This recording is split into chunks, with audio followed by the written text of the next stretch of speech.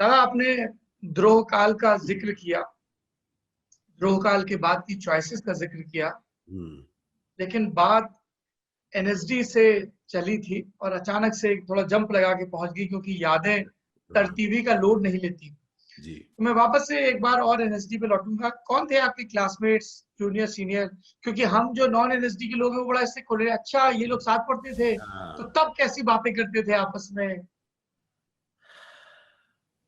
तो एक batch senior हमारे जो थे तिग्मांशु धुलिया, उसके बाद तिशु, केनी, विनीत, नवनीत, उससे एक बैच सीनियर थे अमित, इरफान, आलोक चैटर्जी, और मेरे बैच में आप मुकुल नाग, संजय स्वराज, पारितोष संड, भागीरथी बाई, उसके बाद बहारुल इस्लाम। तो ये हम लोग ये जो पता है क्या है, एनएसडी में हम लोग सब अलग अलग जगहों से बहुत सपने लेकर आते हैं और एनएसडी एक तरीके से एक क्रूसिबल है, अलग अलग कल्चर्स से लोग आते हैं और हर कल्चर का, जैसे हमारे क्लासमेट लिम्बाजी भीवाजी थे, मनोहरी थी, ये लोग मॉरिशस से, कुछ आसाम से आ रहे हैं, कुछ कर्नाटका के आ रहे हैं, और हर एक कोई कुछ समथिंग बहुत अलग चीज लेके आ रहे थे वहां पर, but passion about theatre. Sanjay Upadhyay जो जिनका वो विदेशिया लेकर वो आए और थ्रू आउट अपने हर रेफरेंस में उसका वो हमको देते गए। सो व्हाट हैपेंस इज कि हर एक कोई नीनासम से आ रहा है, वो थ्रू आउट हमको भागीरथी दिए, एक छोड़ के जा रही है समथिंग यूनिक। तो एक तो हम लोगों ने टीचर्स से सीखा, हम लोगों के जो विजिटिंग डायरेक्टर्स के साथ सीखा, जिन लोगों ने अलग, प्रसन्ना साहब ने फादर किया, स्ट्रिनबर्ग का फादर किया, and first time give me the ability to understand कि एक सीमित एक जगह में किस तरीके से एक स्क्वायर सेट बनाकर, ज्यादा बड़ा नहीं, उन्होंने कंप्लीटली एक रियलिस्टिक चीज कुछ खड़ी कर दी। That ability to think beyond the obvious. Robin da जैसे टीचर जो अपनी क्वर्कीनेस के साथ, there was a lot of love, lot of affection in the teachers। और तरसिम लाल जी हमको बता रहे हैं, कार्पेंट्री में भी सिखा रहे हैं, लेकिन मोहंती सर, बहुत प्यार, ढेर सारा प्यार, बहुत सारी सीख, और उनका जो एक्सपीरियंस, तो मुझे लगता है कि अगर कोई मुझसे पूछे कि आप एनएसडी में आपने क्या क्या चीजें सीखी, मुझे वहां पर रहते हुए बहुत कुछ सीखने को मिला। जो कुछ कमाल के टीचर्स, कमाल के डायरेक्टर्स। कोई प्रोडक्शन जो आपको बहुत याद आता हो? आप किस में ज्यादा दिलचस्पी रखते थे, एक्टिंग में, डायरेक्शन, राइटिंग? एक्टिंग में बहुत दिलचस्पी।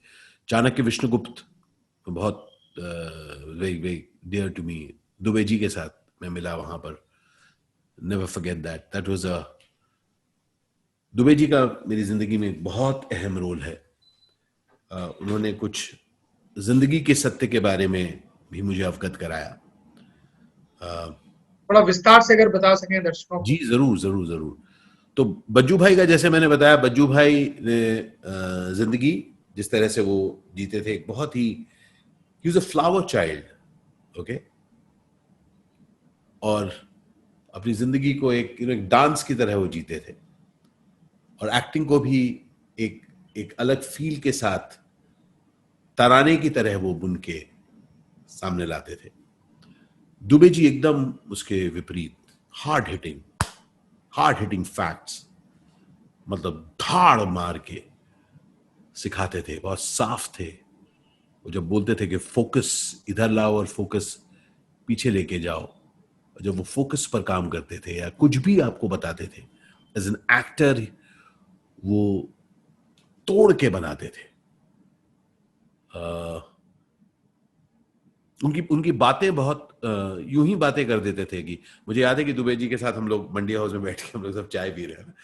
अच्छा, ये मंडी हाउस में बैठ के चाय पीना, ओमी की दुकान पे चाय पीना, हाँ हाँ, उसका जो अलग मट्ठी डाल के जो, और चाय और रिहर्सल का बड़ा गजब का नाता होता है। संभव में भी जब हम थे तो जब रिहर्सल होते थे तो चाय और मट्ठी आती थी, और जब शो के करीब आते थे तब मेरे ख्याल से तब ब्रेड पकोड़ा या समोसा भी आता था, यू नो, जैसे, और उसके बाद फाइनल शो के दिन शायद सैंडविच भी आ जाता था, यू नो, क्योंकि बहुत कम पैसे में बहुत कुछ करना होता था। और मैं आपको, मुझे याद दिलाइएगा, मैं आपको बताऊंगा श्रीराम सेंटर बेसमेंट और ऊपर में उसने भी कैसे आपको जिंदगी के बारे में शुरू से ही बता दी।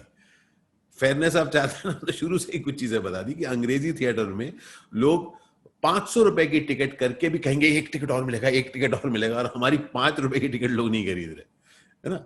तो वो चीज बहुत साफ कर दिया कि भाई ऐसा ही होता है, सब लोग ऊपर जा रहे हैं कि क्या हुआ, वापस जा रहे हैं, नहीं वी डिडंट गेट टिकट्स, हम कहते थे हमारी टिकट अवेलेबल है।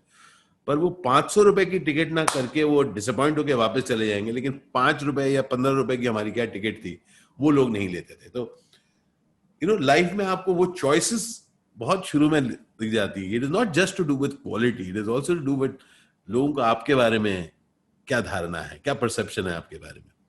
तो दुबे जी की बात कर रहा था कि हम लोग बैठ के वहां पे चाय पीते थे, तो कुछ लड़के जो हमारे बाहर के दोस्त, वो लोग भी वहां थे। अब दुबे जी के पास सब लोग ग्रेविटेट होते थे। अब दुबे जी बहुत साफ थे कि वो कितनी देर किसी के साथ बात करेंगे। तो चाय पी रहे हैं हम लोग, तो दुबे जी रोज आ रहे हैं, दुबे जी भी बात, दुबे जी ऐसे ऐसे नजर गाड़ के ना, अगर आपसे बात कर रहे हैं तो आपसे ही बात करेंगे, और फिर वो ऐसे देखेंगे, फिर वो आपके पास आएंगे। तो इधर जो बाकी लोग हैं उनको थोड़ा समझ लेना चाहिए कि वो किससे बात करना चाहते हैं और किससे बात नहीं करना चाहते। और दुबे जी ऐसे जाएंगे नहीं, पर दुबे जी वो आपको एक दो लोगों को ऐसे करे करके बात करते करते चाय पी के, चलो चलते हैं, हाँ लेट्स गो करके वो चले जाएंगे। तो वो 2-3 दिन हम लोग एक सज्जन के साथ बैठ के हम लोग चाय पी, वो भी थिएटर करता है, तो उसने कुछ देर बाद, दुबे जी इस बार तो आपको आना ही पड़ेगा हमारे पे, मैंने पता कर लिया आपको उस दिन रिहर्सल नहीं है, आपको तो आना ही पड़ेगा। तो दुबे जी ऐसे चाय पीते हल्का सा पहुंच जाओ, बड़ी बड़ी आंखें दुबे, अच्छा मुझे पता है अब कुछ आने वाला है। तो मैं कहता हूँ सुना आएंगे, नहीं नहीं नहीं दुबे जी अब नहीं मिलेगा, पिछली बार भी आप नहीं आए थे, इस बार तो शो है और आपका। तो दुबे जी ने कहा मैं नहीं आऊंगा। मैंने कहा भाई तू अब भी समझ गया, अब भी निकल जा। दुबे जी ने कहा मैं नहीं आऊंगा। अब भी नहीं समझा वो बंदा, फिर बोला क्यों नहीं आएंगे आप। अब जो बात उन्होंने पूरी बोली, पूरी नहीं बोलूंगा मैं, आधी लाइन बोलूंगा। तो कब भौं करके एक वो अच्छा समझा देते, भौं इसलिए नहीं आऊंगा कि कहीं मैं आ गया तो तू स्थापित हो जाएगा करके चले गए। तो दुबे जी का बहुत बहुत स्ट्रेट, उन्होंने जिंदगी में ना, उसके बाद भी मैं दुबे जी से मिला, चाणक्य विष्णुगुप्त करने आए थे वो, उसके बाद मैं जब बंबई आया तो मैंने उनके साथ एक फेलोशिप की, 1 साल रूपर हिल कॉलेज में रिहर्स करते थे, मैं जाता था। उस दौरान भी उन्होंने गजब की चीजें मुझे बताई और बहुत डायरेक्ट धाड़ बताते थे। मुझे याद है कि उस पूरे पीरियड में मतलब काम ढूंढ रहा हूँ, कुछ डायरेक्टर्स मिल रहे हैं, कह रहे हैं कि जरूर मिलना, अपना फोन नंबर भी देते थे, उसके बाद मिलते नहीं थे। तो एक बार मैं ऐसे ही कह रहा हूँ कि दुबे जी वो मिला है, 6 महीने पहले ही मिला था, उसने बोला था कि you know call me up, we'll work something, we'll do something together. तो मैंने कहा कॉल ही नहीं लेता। तो दुबे जी ने एक बार पूछा कि तूने कभी ये सोचा कि उसके पास काम है कि नहीं। उसने तो तेरे को बोल दिया वर्किंग टुगेदर ना, वी आर वर्किंग टुगेदर ना Harish, we are working together. कहते उसके पास भी काम है कि नहीं। मैंने कहा हाँ यार ये तो सोचा नहीं था मैंने, क्योंकि अपन को तो कोई एक मौका दे, कह दे तो बस उसको चांस दे। और साथ साथ Dubey ji was also very very clear about, he didn't allow me to complain. और खासकर जब आप अपने बारे में कुछ सोचते हैं कि आपको ठीक ठाक है, तो आप कंप्लेन भी आ जाता है, क्या मैं इतना अच्छा हूं, मुझे कोई चांस क्यों नहीं दे रहा, और ये सब पहले ही उन्होंने मतलब यू नो वो कहते बिल्ली की गर्दन काट दी मेरे सामने, वो कहा किया कि अगेन गाली देके, भौं डॉक्टर ने बोला था एक्टर बनने को, और मतलब इतने सॉफ्टली नहीं, वो जोर से बोलता, डॉक्टर ने बोला था एक्टर बनने को। तो उसके आगे कुछ क्लैरिफिकेशन नहीं कि मतलब क्या तुम, what are you complaining about, you chose it, तुम इस लाइन में आए हो दोस्त। मतलब for me that has been such an amazing thing Saurabh. मैं अपनी जिंदगी से कंप्लेन को काफी निकाल पाया, क्योंकि मैं बहुत क्लियर हूं कि these are choices that I have made. और हम लोग जब इस चॉइस को करते, कोई भी चॉइस, हम लोग किसी भी प्रोफेशन के हो, हम लोग किसी भी प्रोफेशन, कोई भी चॉइस अगर हम करते हैं, जिम्मेदारी हमारी है दोस्त। हो सकता है हम जैसे मैं कहता हूं, हो सकता है हम अनलकी हों कि हमें ऐसे कंधे मिल जाएं, लोग कहें कि नहीं मैं समझ पा रहा हूं, तू इतना अच्छा इंजीनियर है, तेरे को नौकरी नहीं मिल रही, तू इतना अच्छा ये है, तेरे को नौकरी नहीं मिल रही, तू इतना अच्छा एक्टर है, तेरे को रोल नहीं मिल रहा। अनलकी है अगर हमें ऐसे कंधे मिल जाए, क्योंकि उन कंधों से कुछ मिलता नहीं है हमको। तो उन्होंने वो बात बिल्कुल साफ कर दी कि एक ऐसे देश में जहां पर न जाने कितने लोग काम के लिए तरस रहे हैं, तुम क्या अपने को क्या समझते हो यार कि तुमको बपौती है तुम्हारी कि तुम्हें मिलना चाहिए, किस हक की बात कर रहे हो। वो बात मुझे बहुत बहुत बुरी लगी उस समय। अरे बाप रे, उस समय अगर मैं कहूं कि मैं समझ गया दुबे जी, ऐसे मेरे को बड़ा बुरा लगा, मैं दुबे जी क्या बोल रहे हो आप। पर वो फैक्ट है, जिस जिस चीज को हमने अपनी बपौती बना लेते, यार तो मिलना ही चाहिए यार, मैं इतना अच्छा हूं, उस जगह में पेन है, उस जगह में पेन है, and then we just make ourselves bitter. Now bitterness has a role. मैं बिल्कुल समझ पाता हूं कि अगर आपके पास कुछ ना हो, दैट अपसेट वो हमारी जिंदगी में रोल प्ले करता है, क्योंकि वो हमको और तरीके बताता है कि और किस तरह से तुम आगे आ सको। पर वरना वो आपको थका देता है, आपको जला देता है, आपको झुलसा देता है, अपने आसपास वालों को भी झुलसाता है, पॉइजन करता है। आप दुबे जी का जिक्र कर रहे थे, उसी दौर में आप पृथ्वी में प्लेटफॉर्म थिएटर भी कर रहे थे। प्लेटफॉर्म थिएटर उसी समय हुआ। संजना सईद मिर्जा वाली फिल्म तब तक हो चुकी थी जिसके लिए आप गए थे, फिर नहीं हुई? नहीं, वो तो पहले सबसे, वो तो बंबई, वो दिल्ली में था। बारिश बारिश की एक शाम, बंबई जाने की सोच रहे हैं, कब जाएंगे। सरदार पटेल तब तक हम लोग शूटिंग शुरू कर चुके थे, पर बॉम्बे में दिल्ली में रहकर ही शूट करने आता था। और एक दिन बज्जू भाई ने सईद मिर्जा से मिलवाया, और वहीं फाउंटेन पर बैठे हुए थे, बरसात होके चुकी थी। सईद ने कहा कि सईद, बज्जू भाई ने कहा सईद, आशीष मिलो इससे। तो सईद ऐसे बैठे हुए हैं, बज्जू भाई भी साथ बैठ गए चाय के साथ, और मुझे कहा कि ऐसे करते थे। तो मैं खड़े खड़े, मैं कहा बिल्कुल। तो हमको तो मतलब मौका मिलना चाहिए एक्टिंग करना, वहीं पर करें, और वहीं पर खड़े हो गए। मैं कीचड़ था तो घुटनों पर बैठना था मुझे, मेरे ख्याल से महारथी का सीन था वो। तो मैंने कहा भाई, मतलब कोई क्वेश्चन नहीं था, मतलब अभी मैं कह रहा हूँ कुछ कीचड़ फीचड़ क्या था, खट के नीचे बैठा और महारथी का वो सीक्वेंस किया, और वो सीक्वेंस किया। और एक बार और भी उनके सामने उसी दौरान शायद एनएसडी रेपर्टरी कंपनी के भी उधर हम लोग वहां गए थे, वहां पर भी एक बार और किया। और तब सईद ने कहा कि बॉम्बे आओगे? मैंने कहा जी। तो मैं एक फिल्म बना रहा हूं, और कुत्ते की मौत फिल्म का नाम था। कुछ रोल वगैरह कुछ नहीं सुना, मैंने कहा जी आ रहा हूं। और कुछ ही दिनों में बंबई पहुंचा, और मतलब किस्सा वहीं से शुरू होता है, क्योंकि जिस फिल्म के लिए, मतलब किसी ने भी, शायद आपने भी देखी नहीं है फिल्म कुत्ते की मौत, क्योंकि वो फिल्म बनी ही नहीं। तो शुरुआत ही ऐसी चीज से हुई कि एक सपना देखकर पहुंचे, और वो फिल्म बनी नहीं, और बंबई में रुका रहा। लेकिन उस दौरान यू नो मेरी हीरो होंडा मोटरसाइकिल थी, मैं सईद के पास अलग अलग कुछ शूट कर रहे थे, उनके पास जाता था। यारी रोड में एक दिन ये था, गराज था, तो गराज में वो शूट कर रहे थे। तो मैं पहुंचा, और मुझे देखकर कहते हैं कि बंबई कैसा लग रहा है? मैंने कहा अच्छा लग रहा है।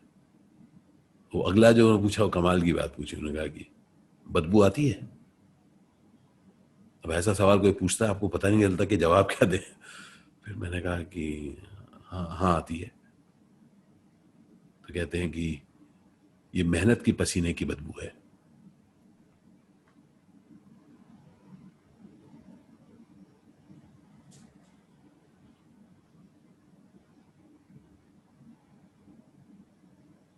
So it was,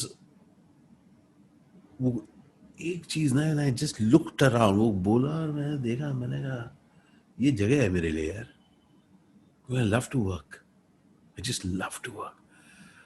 और उन्होंने मुझे कहा, मुझे लिबरेट कर दिया, उन्होंने मुझे लिबरेट कर दिया। बाबा मुझे सालों पहले कहते थे, यू नो, जब वो वर्किंग क्लास एरिया है बॉम्बे का, वो वर्किंग क्लास एरिया है, और बाबा खुद, बाबा का मुझे याद है ना, बनियान पहन के, हमारे यहाँ बिजली बहुत जाती थी, पूरे टाइम बनियान पहन के रहते थे, पसीना आता था।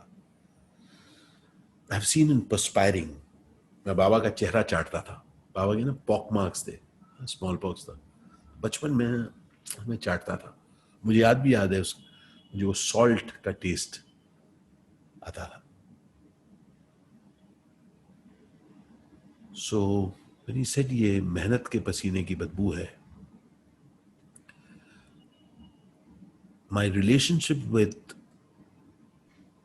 working, respect for labor, respect for कोई भी काम, वो उस दिन और पुख्ता हो गया। और Saurabh, through this period, through my life, इसलिए मैंने कभी किसी को जो भी काम करता है, कभी उसका मजाक नहीं उड़ाया। मुझे बहुत क्लियर है कि बहुत अमेजिंग है वो लोग जो ऑनेस्टली अपना काम कर सकते हैं, जो ऑनेस्टली अपने घर के लिए कुछ काम करके आते हैं। मतलब कई बार होता है ना, कोई एक्टर छोटा रोल कर रहा होता है, अजीब रोल कर रहा होता है, I have never ever laughed at it because I have respected that guy. बहुत सारे लोग अभी भी जो क्राइसिस चल रहे हैं, अगर आप देखें, और सिर्फ अभी नहीं, कई बार लोगों के बुरा वक्त आता है, कुछ छोटा काम करना पड़ता है, दूसरा काम करना पड़ता है, अलग काम करना पड़ता है। आई हैव डीप रिस्पेक्ट, क्योंकि अगर आप मेहनत करके अपने अपने घर को पाल रहे हो, उससे ज्यादा बड़ी चीज कुछ नहीं। तो इसलिए for me the, you know, जो स्टेटस का जो सिंबल है, बहुत ही फेक चीज है। अमेजिंग चीज है कि अगर आप कुछ करके, कुछ काम करके कुछ क्रिएट कर पा रहे हो, और उसके साथ अगर आप कुछ कर पाओ, फैंटास्टिक, कंग्रेचुलेशंस। सो सईद की वो बात has had a, I still remember, लोग बैठे हुए हैं, मुझे बोल रहे हैं ऐसे करके, amazing learnings from amazing people. You are talking about platform theatre. Platform theatre, तो वो उस दौरान अगेन काम ढूंढ रहे हैं, काम नहीं मिल रहा, करें क्या? तो पृथ्वी थिएटर में उस समय संजना कपूर ने शुरू किया platform theatre. No, platform theatre का एक वो था कि पृथ्वी में डेट्स नहीं मिलते थे, आज भी नहीं मिलते, पहले भी नहीं मिलते थे, है ना, कि आप तो, और वैसे भी हम जैसे लोग तो कोई थिएटर ग्रुप था नहीं, हम लोग तो कुछ करें कैसे करें। तो उन्होंने क्या किया कि 2 प्लेस के बीच में जो टाइम होता था, मेरे ख्याल से 6 से 8 एक शो होता था, और उसके बाद 9 से, उसके बीच के टाइम में ना, उस अंतराल में एक प्लेटफॉर्म पृथ्वी के बाहर ही जो जगह थी, चबूतरे पर होता था। वहां पर मैंने और मकरंद का उसमें भी रोल था। मकरंद देशपांडे का मेरी जिंदगी में बहुत अहम रोल रहा है। Again somebody whom I met, और मकड़ी मैं उसको कहता हूँ, उसके बाद उन्होंने मकड़ी फिल्म में भी रोल किया, बट ऐसे मैं उसके पहले से मकड़ी कहता हूँ। तो मकड़ी ने मुझे, और मैं तब बर्थ ऑफ द जोंगलियर किया वहां पर, दारियो फो का लिखा हुआ एकल नाटक। एकल नाटक के साथ मेरा पहला था दिनेश खन्ना के साथ मैंने पहले किया था 1.5 इंच ऊपर, दिल्ली में, मुंबई आने के पहले। उसके बाद किया बर्थ ऑफ द जोंगलियर। उसके बाद कावालम नारायण पनिकर के साथ किया उट्टयान, और अब कर रहा हूं दयाशंकर की डायरी। तो सिंगल एक्टर के रोल मेरे साथ कुछ चलते हैं, क्योंकि मैं मैनेज कर पाता हूं। तो while we were doing birth of the jongleur, तब इसको भी अच्छा लगा मकरंद को, और तब मकरंद ने भट्ट साहब से मिलवाया था, और तब भट्ट साहब के घर जाके मैंने परफॉर्म किया था, तब भट्ट साहब ने मुझे नाजायज दी थी। So Makarand has had a huge वो role. आपकी एंट्री थी सो कॉल्ड जो हम लोग एक हाँ, टेक्नीशियन यूज करते हैं कमर्शियल सिनेमा मेन स्ट्रीम। हाँ, कमर्शियल सिनेमा में आप कह सकते हैं। Yes, that was my first entry. और शायद उसी के बाद था जमीन आसमान, वो सब साइमल्टेनियसली चल रहा था। उस समय बहुत सारा वक्त बीतता था बंधु प्रोड्यूसर्स के ऑफिस के बाहर, क्योंकि उस वक्त कास्टिंग डायरेक्टर्स नहीं थे। तो हम लोगों को किसी तरीके से वो डायरेक्टर या असिस्टेंट डायरेक्टर की आंख को पकड़ के ऐसे अंदर, तो विनोद चोपड़ा के भी ऑफिस के बाहर काफी दिनों तक खड़े थे। जब उसके बाद सईद और केतन दोनों ने चिट्ठियां दी थी, जिनको लेकर मैं इधर उधर जाता था। और केतन मेहता के साथ तब सरदार किया था, और सईद ने और विनोद चोपड़ा के लिए चिट्ठी मैंने दी थी। फिर उन्होंने मुझे अंदर बुलाया था। फिर आई परफॉर्म्ड इन उनका छोटा सा उनका ऑफिस था, और उसके अंदर एक छोटा सा कमरा था, वहां पर मैंने परफॉर्म किया था। वो बहुत छोटी सी जगह थी। और आप जब एक ऐसे डायरेक्टर के लिए परफॉर्म कर रहे हो, you performing for your life. उस समय आपकी पूरी जिंदगी आपके सामने, आपके माँ बाप आपके आंख के सामने घूम रहे हैं, सबको everything is in just that one moment. I am not saying कि अभी अपॉर्चुनिटीज कम है ज्यादा है, उसकी बात नहीं कर रहा, पर मैं कह रहा हूँ कि it is not audition after audition. मुझे एक चांस मिले मैं परफॉर्म करूं।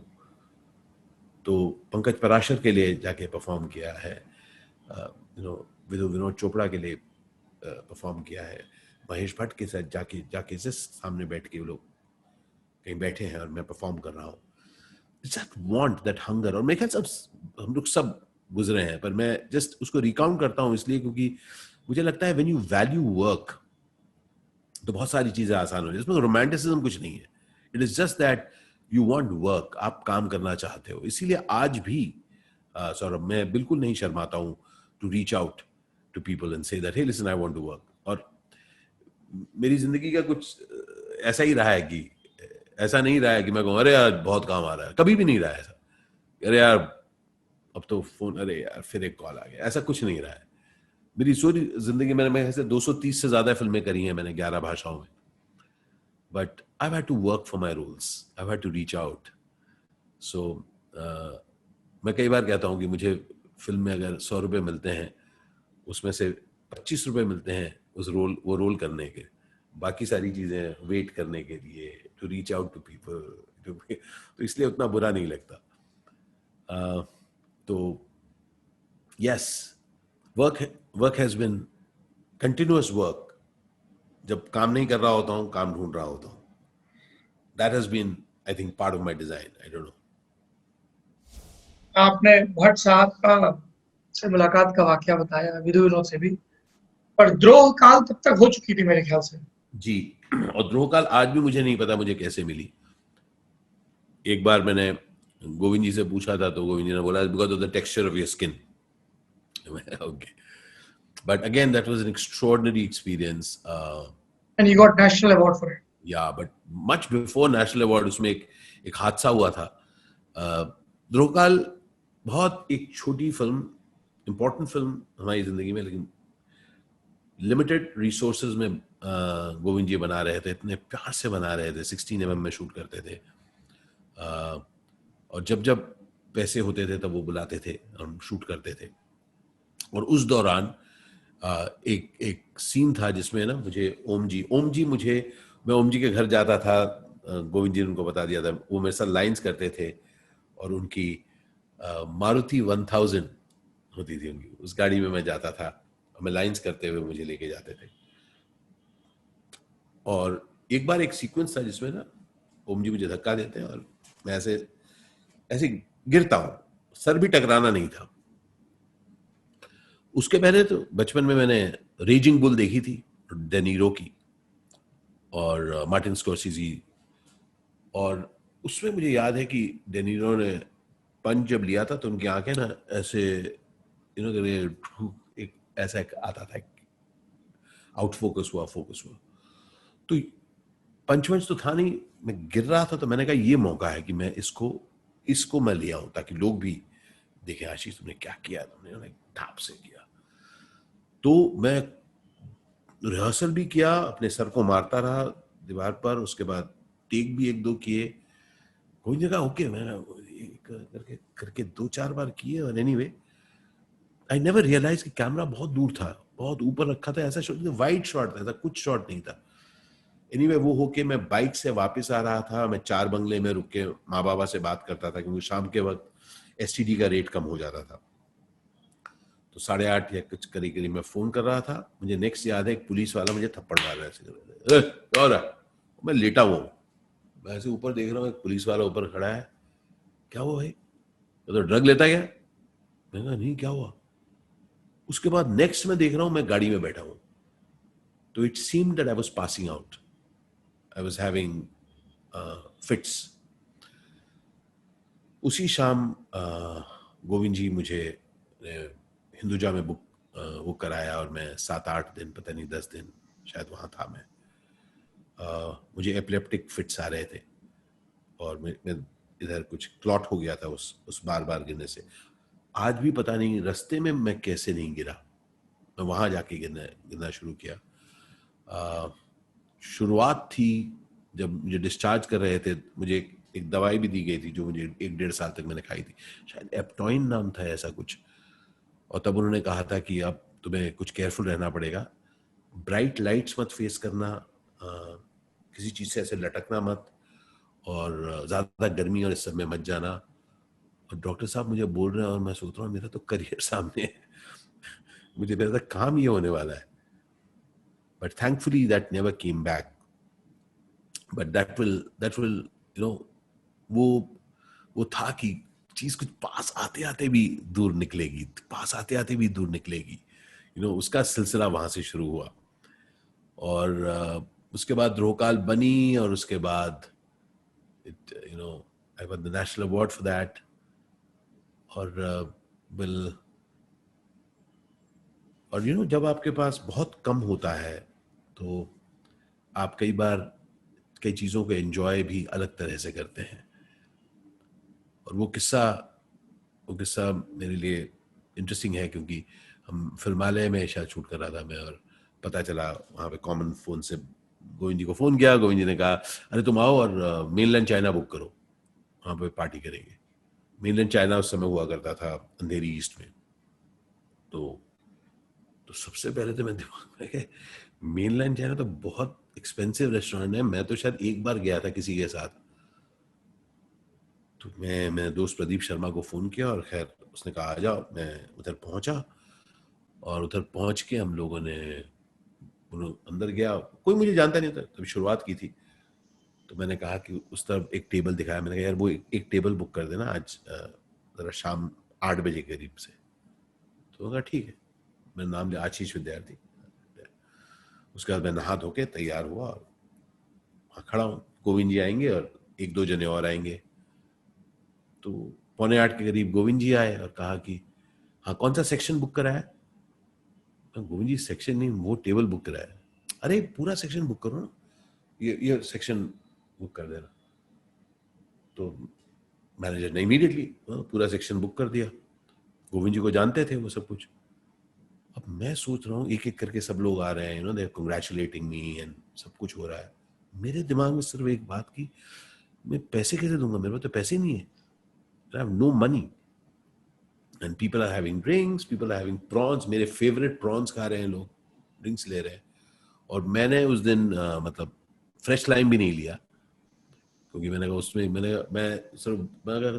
क्या वार्म वाटर नींबू अलग से देना, मैं ही डाल दूंगा भाई, तो उसके पैसे मत लगाना। और उसके बाद सब लोग आ रहे हैं, कंग्रेचुलेशंस हो रहा है, पता नहीं मुझे कुछ दैट नाइट वेंट लाइक मुझे याद है कि जस्ट लास्ट तो लोग जा रहे हैं, मैं उनके पास गया, गोविंद जी के पास गया, मैंने गोविंद जी इफ़ यू डोंट माइंड आज अगर आप इसको क्लियर कर देना, मैं कुछ दिनों, मैं सोच रहा हूँ कितने दिन, मतलब मुझे महीने लग जाएंगे, आप बर्तन कितने धोऊंगा, तो कुछ दिनों में मैं क्लियर कर दूंगा। तो गोविंद जी ने कहा भाई दिस इज माई पार्टी। तो गोविंद जी आपकी पार्टी है? हाँ। मैं कहा यार विस्की लाओ और प्रॉन्स लाना, वो वाले प्रॉन्स। कहता है राइस में, नो राइस, ओनली प्रॉन्स। उसके बाद मैं बैठा and Saurabh, that day victory also I could not celebrate क्योंकि I had less. और so you know,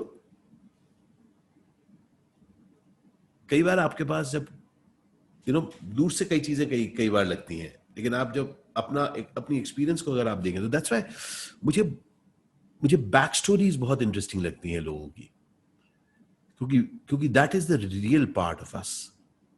बाकी सब चीजें हैं जो हमको दिखती हैं या हम दिखाते हैं लोगों को. और उस वजह से मेरे लिए और इम्पोर्टेंट हो गया था जब मैंने चुना ना कि मैं कमर्शियल मेन स्ट्रीम फिल्म्स करूंगा यार, क्योंकि I will need to take care of my parents. मतलब that's my complete responsibility, not like a problem, but it's अरे ये तो करना ही है. और जब वो करना है, और उस दौरान जैसे मैंने कहा कि उस दौरान ऑल्टरनेट सिनेमा में पैसे नहीं थे, और I did not have the luxury to wait कि मेरे माता पिता वेट करेंगे कि अभी बेटा रोल करेगा, उनकी उम्र काफी थी. तो इसलिए मैं कूद पड़ा. फिर मैं कमर्शियल मेन स्ट्रीम सिनेमा करूंगा और मन लगा के करूंगा और खूब सारा करूंगा. क्या मुझे अच्छा लगा? शायद नहीं, बहुत सारा काम अच्छा नहीं लगा, लेकिन मैंने कहा मन से करूंगा. I was also very clear कि अगर पैशन है, अगर मैं जिंदा रहूंगा तो वापस आके भी करूंगा. लेकिन इस समय जरूरत है इस चीज की कि मैं काम करूं. और दादा कब लगा कि अभी एक स्टारडम जैसा कुछ हो गया है कि एक चेक के 0 बढ़ गए और लोग गली में रास्ते में पहचानने लगे, अरे आप वो हैं? तो उसका मतलब stardom, I have never related to myself ever as a star, but हाँ मुझे एक बार मुझे याद है, अगेन बाइक पे चल रहा था, पहली बार 3 लोगों ने सेम डेट मांगे. मैंने कहा अरे यार ये तो कुछ हो गया है, तो कुछ मतलब मेरे हीरो होंडा के में जेब में मैंने डायरी रखता था, ऐसे लंबी वाली ग्रीन डायरी थी. मैंने कहा, और वो पेजर था, पेजर पे डेट्स आते थे. तो मैंने कहा यार 3 लोग सेम डेट मांग रहे हैं, बड़ा प्रॉब्लम था क्योंकि मैंने एक छोड़ना पड़ता है, उस समय पैसे की बड़ी जरूरत. बट ये लगने लगा कि कुछ हो रहा है, कुछ हो रहा है. बट मैं आपको एक बात ये भी आपको बता के चलता हूं कि कभी भी मेरा ऐसा नहीं हुआ कि यस ऐसा हुआ. धीरे धीरे हल्के हल्के लोगों ने पहचानना शुरू किया. लोगों ने, उसका पहले होता था कि चश्मा पहन के शायद मुझे नहीं पहचान पाएंगे, उसका था नहीं अच्छा चश्मा पहन के भी पहचान ले रहे हैं. इसके पहले पूरा अरसा बीता है जब Andheri east to west, Andheri west to east flyover पे जा रहा हूँ बाइक पे, मैं ऐसे वेव कर रहा हूँ लोगों को. और मतलब तब कोई फिल्म रिलीज नहीं हुई थी. तब कोई दोस्त कह रहा क्यों कर रहा है, मैंने कहा कोई तो होगा यार जो आज देख लेगा फिर कहेगा अरे यार पता है उस दिन यही बंदा इसने पहले वेव किया था. So that want to be famous, that want to be stepping out of anonymity, वो बहुत जरूरी थी. इनफैक्ट सालों पहले जब कामानी ऑडिटोरियम दिल्ली में कथक केंद्र के शोज होते थे, बिरजू महाराज जी अपने ट्रुप्स को प्लेस करते थे, तब मुझे याद है, आई डिस्टिंक्टली रिमेंबर, तब मैं स्कूल में था, तब मुझे लगता था कि मैं बहुत सपने देखता था, क्योंकि मैं एक ओनली चाइल्ड था ना सर. मैं बहुत सपने देखता था, मेरे सपने के कई मेरे साथी थे, तो उसमें से एक था कि ऐसे बैठा हुआ हूँ और बिरजू महाराज जी कहेंगे और मैं इनवाइट करूंगा आशीष विद्यार्थी, आशीष आओ, और मैं ऐसे उठ के जाऊंगा. कभी उस दौरान कभी नहीं हुआ, लेकिन चाहता था कि यार कि कोई ऐसे बुलाए और मैं ऐसे उठ के जाऊंगा. उसी शो के दौरान मैं आंख बंद करके विजुअलाइज भी कर देता था कि मैं गया हूं वहां पर. सो हम लोग सब, मेरे ख्याल से हम लोग सब एनोनिमिटी से निकलना चाहते हैं, और इसीलिए एक बहुत अनरियल, एक surreal world continuously, specially for actors, मैं सिर्फ अपने बारे में कह सकता हूं, एज एन एक्टर एक सरियल वर्ल्ड कंटिन्यूअसली हमारे साथ इट ट्रैवल्स विद अस. और स्नूपी वो जो कैरेक्टर है ना, कौन से दैट कैरेक्टर, एक चार्ल्स चार्ली, नाम याद नहीं यार, comic character, it continuously dreams, thinks of characters. It is true for all of us. It is true for all of us कि हम लोग चीजें इमेजिन करते हैं, और इसलिए जरूरी है हम लोग रियलिटी के साथ टच में रहें, क्योंकि अनरियल स्पेशली फॉर अस जो क्रिएटिव फील्ड में हमारे बहुत करीब है। कई बार जो लोग बाहर होते हैं वो लोग इतनी रियलिटी से पिट चुके हैं कि उनको पता होता है, आटे दाल का रेट पता होता है, वो घिस चुके हैं। हम लोग गिरते भी हैं तो हम लोग देखते हैं कि बॉस क्या गिरा मैं, उसमें भी हम रोमांटिसाइज करते हैं अपने आप को। सो फॉर अस काफी सारी हमने उल्टी सीधी बातें भी सुन चुके हैं हम बहुत पहले से अपने बारे में। एक दोस्त के घर में जाकर ढोलक बजाया था मैंने दिल्ली में, शादी में, उसके शादी में ढोलक बजाया था, वो भी सुन लिया था, किसी ने कहा था उसके मेरासी दोस्त आए हुए हैं। तो वो सब चीजें जब आप सुन पाते हो तो आप हर चीज को रोमांटिसाइज कर देते हो। अरे क्या कहा तो कहा, और बजाऊंगा और बजाऊंगा तो क्या, कितना मजाक उड़ाएगा मेरा। तो वेरी क्लोज रियलिटी, और रियलिटी से हमको बचाता है दैट सरियल। तो आज नहीं पहचान रहा, एक दिन तो पहचानेगा। अकेले रह के घर में बचपन में कितने विंबलडन मैचेस मैंने जीत लिए, ऐसे कर दीवार के साथ खेलता था, माँ आगे मारती थी क्या दीवार के ऊपर तुम बॉल खेला, पर मैं उसके पहले बियॉन्ड बोग और इन सब की तरह मैं जीत चुका था कई बार। सो एज एन एक्टर, क्योंकि ये सरियल और रियल इतने करीब चलता है हमारे लिए, इसलिए बहुत जरूरी है कि हम लोग कुछ रियल के साथ नाता कंटिन्यूअसली रखते रहें। वो लोग जो हमको करेक्ट स्ट्रेट बातें ऐसे उंगली में डाल सके। और अगर आप नोटिस करें, जैसे जैसे जब भी खासकर एक्टर्स जब कुछ मकाम पर पहुंचना शुरू करते हैं, वो सबसे पहले अपने, और ये मुझे किसी ने बताई थी बात की, वो अपने जिनके साथ पुराने रिश्ते उनको तोड़ते हैं, क्योंकि कहीं ना कहीं वो पुराने रिश्ते उनको कुछ पुरानी चीजों की याद दिलाते हैं। एंड मैंने क्योंकि ये समझ लिया था, तो इसलिए बहुत जोरों से मैं बहुत ढेर सारे पुराने, मेरे तो ज्यादातर पुराने ही दोस्त हैं, उन लोगों के साथ टच में रहता हूं, और हम लोग फिल्मों की बात करते ही नहीं है। और वो मुझे बड़ी रियलिटी के साथ, मतलब बिना क्या किया तूने, अच्छा जाएगा, खाया गया, अच्छा ओके चल ठीक है। So sometimes I speak to Pilu, I tell Pilu doesn't look like, we are like plus 50 people talking. We still have fun, we still joke, we pull each other's leg, we get upset, we rag each other, लोग एक दूसरे का नाराज होते हैं यार, अभी भी दोस्त, उसका तो मजा है, चिढ़ जाते हैं, मैं नहीं बात करता तेरे से, क्या मजा है इसमें, जो आप जितनी दफा पीलू मैम का जिक्र कर रहे हैं, मुझे दया शंकर की डायरी, नादिरा बब्बर सब याद आ रहा है, बताएंगे उस बारे में? सो दया शंकर भी एक बहुत इंटरेस्टिंग टाइम में मेरी जिंदगी में आया। मेरी जिंदगी had gone through, I was going through a divorce at that point, और एकदम लॉस था। जब जब आपकी जिंदगी में एक बहुत नदीर पीरियड आता है, लो पीरियड आता है, तब ठंडी सी हवा फील होने लगती है। You feel कितने नीचे जाओगे यार, कहाँ जाओगे तुम, क्या होगा। मैं दौड़ रहा था, भाग रहा था इधर उधर। I had to just survive this period, किसी तरीके से इस पीरियड को सर्वाइव करना है। क्लियर था कि मुझे करना है कुछ कमाल, लेकिन इस पीरियड को सर्वाइव करना है, क्योंकि माँ बाप को देखना है, इस पीरियड को सर्वाइव करना है। और न जाने कहाँ से नादिरा जी ने ऑफर भेजा, दया शंकर की डायरी करोगे। किस साल की बात है?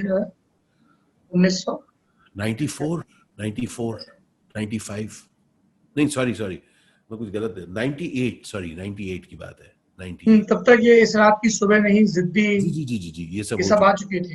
जिद्दी मैं सोल्जर फिल्म की शूटिंग कर रहा था बीकानेर में, जिस दौरान दया शंकर की डायरी हो गया था, और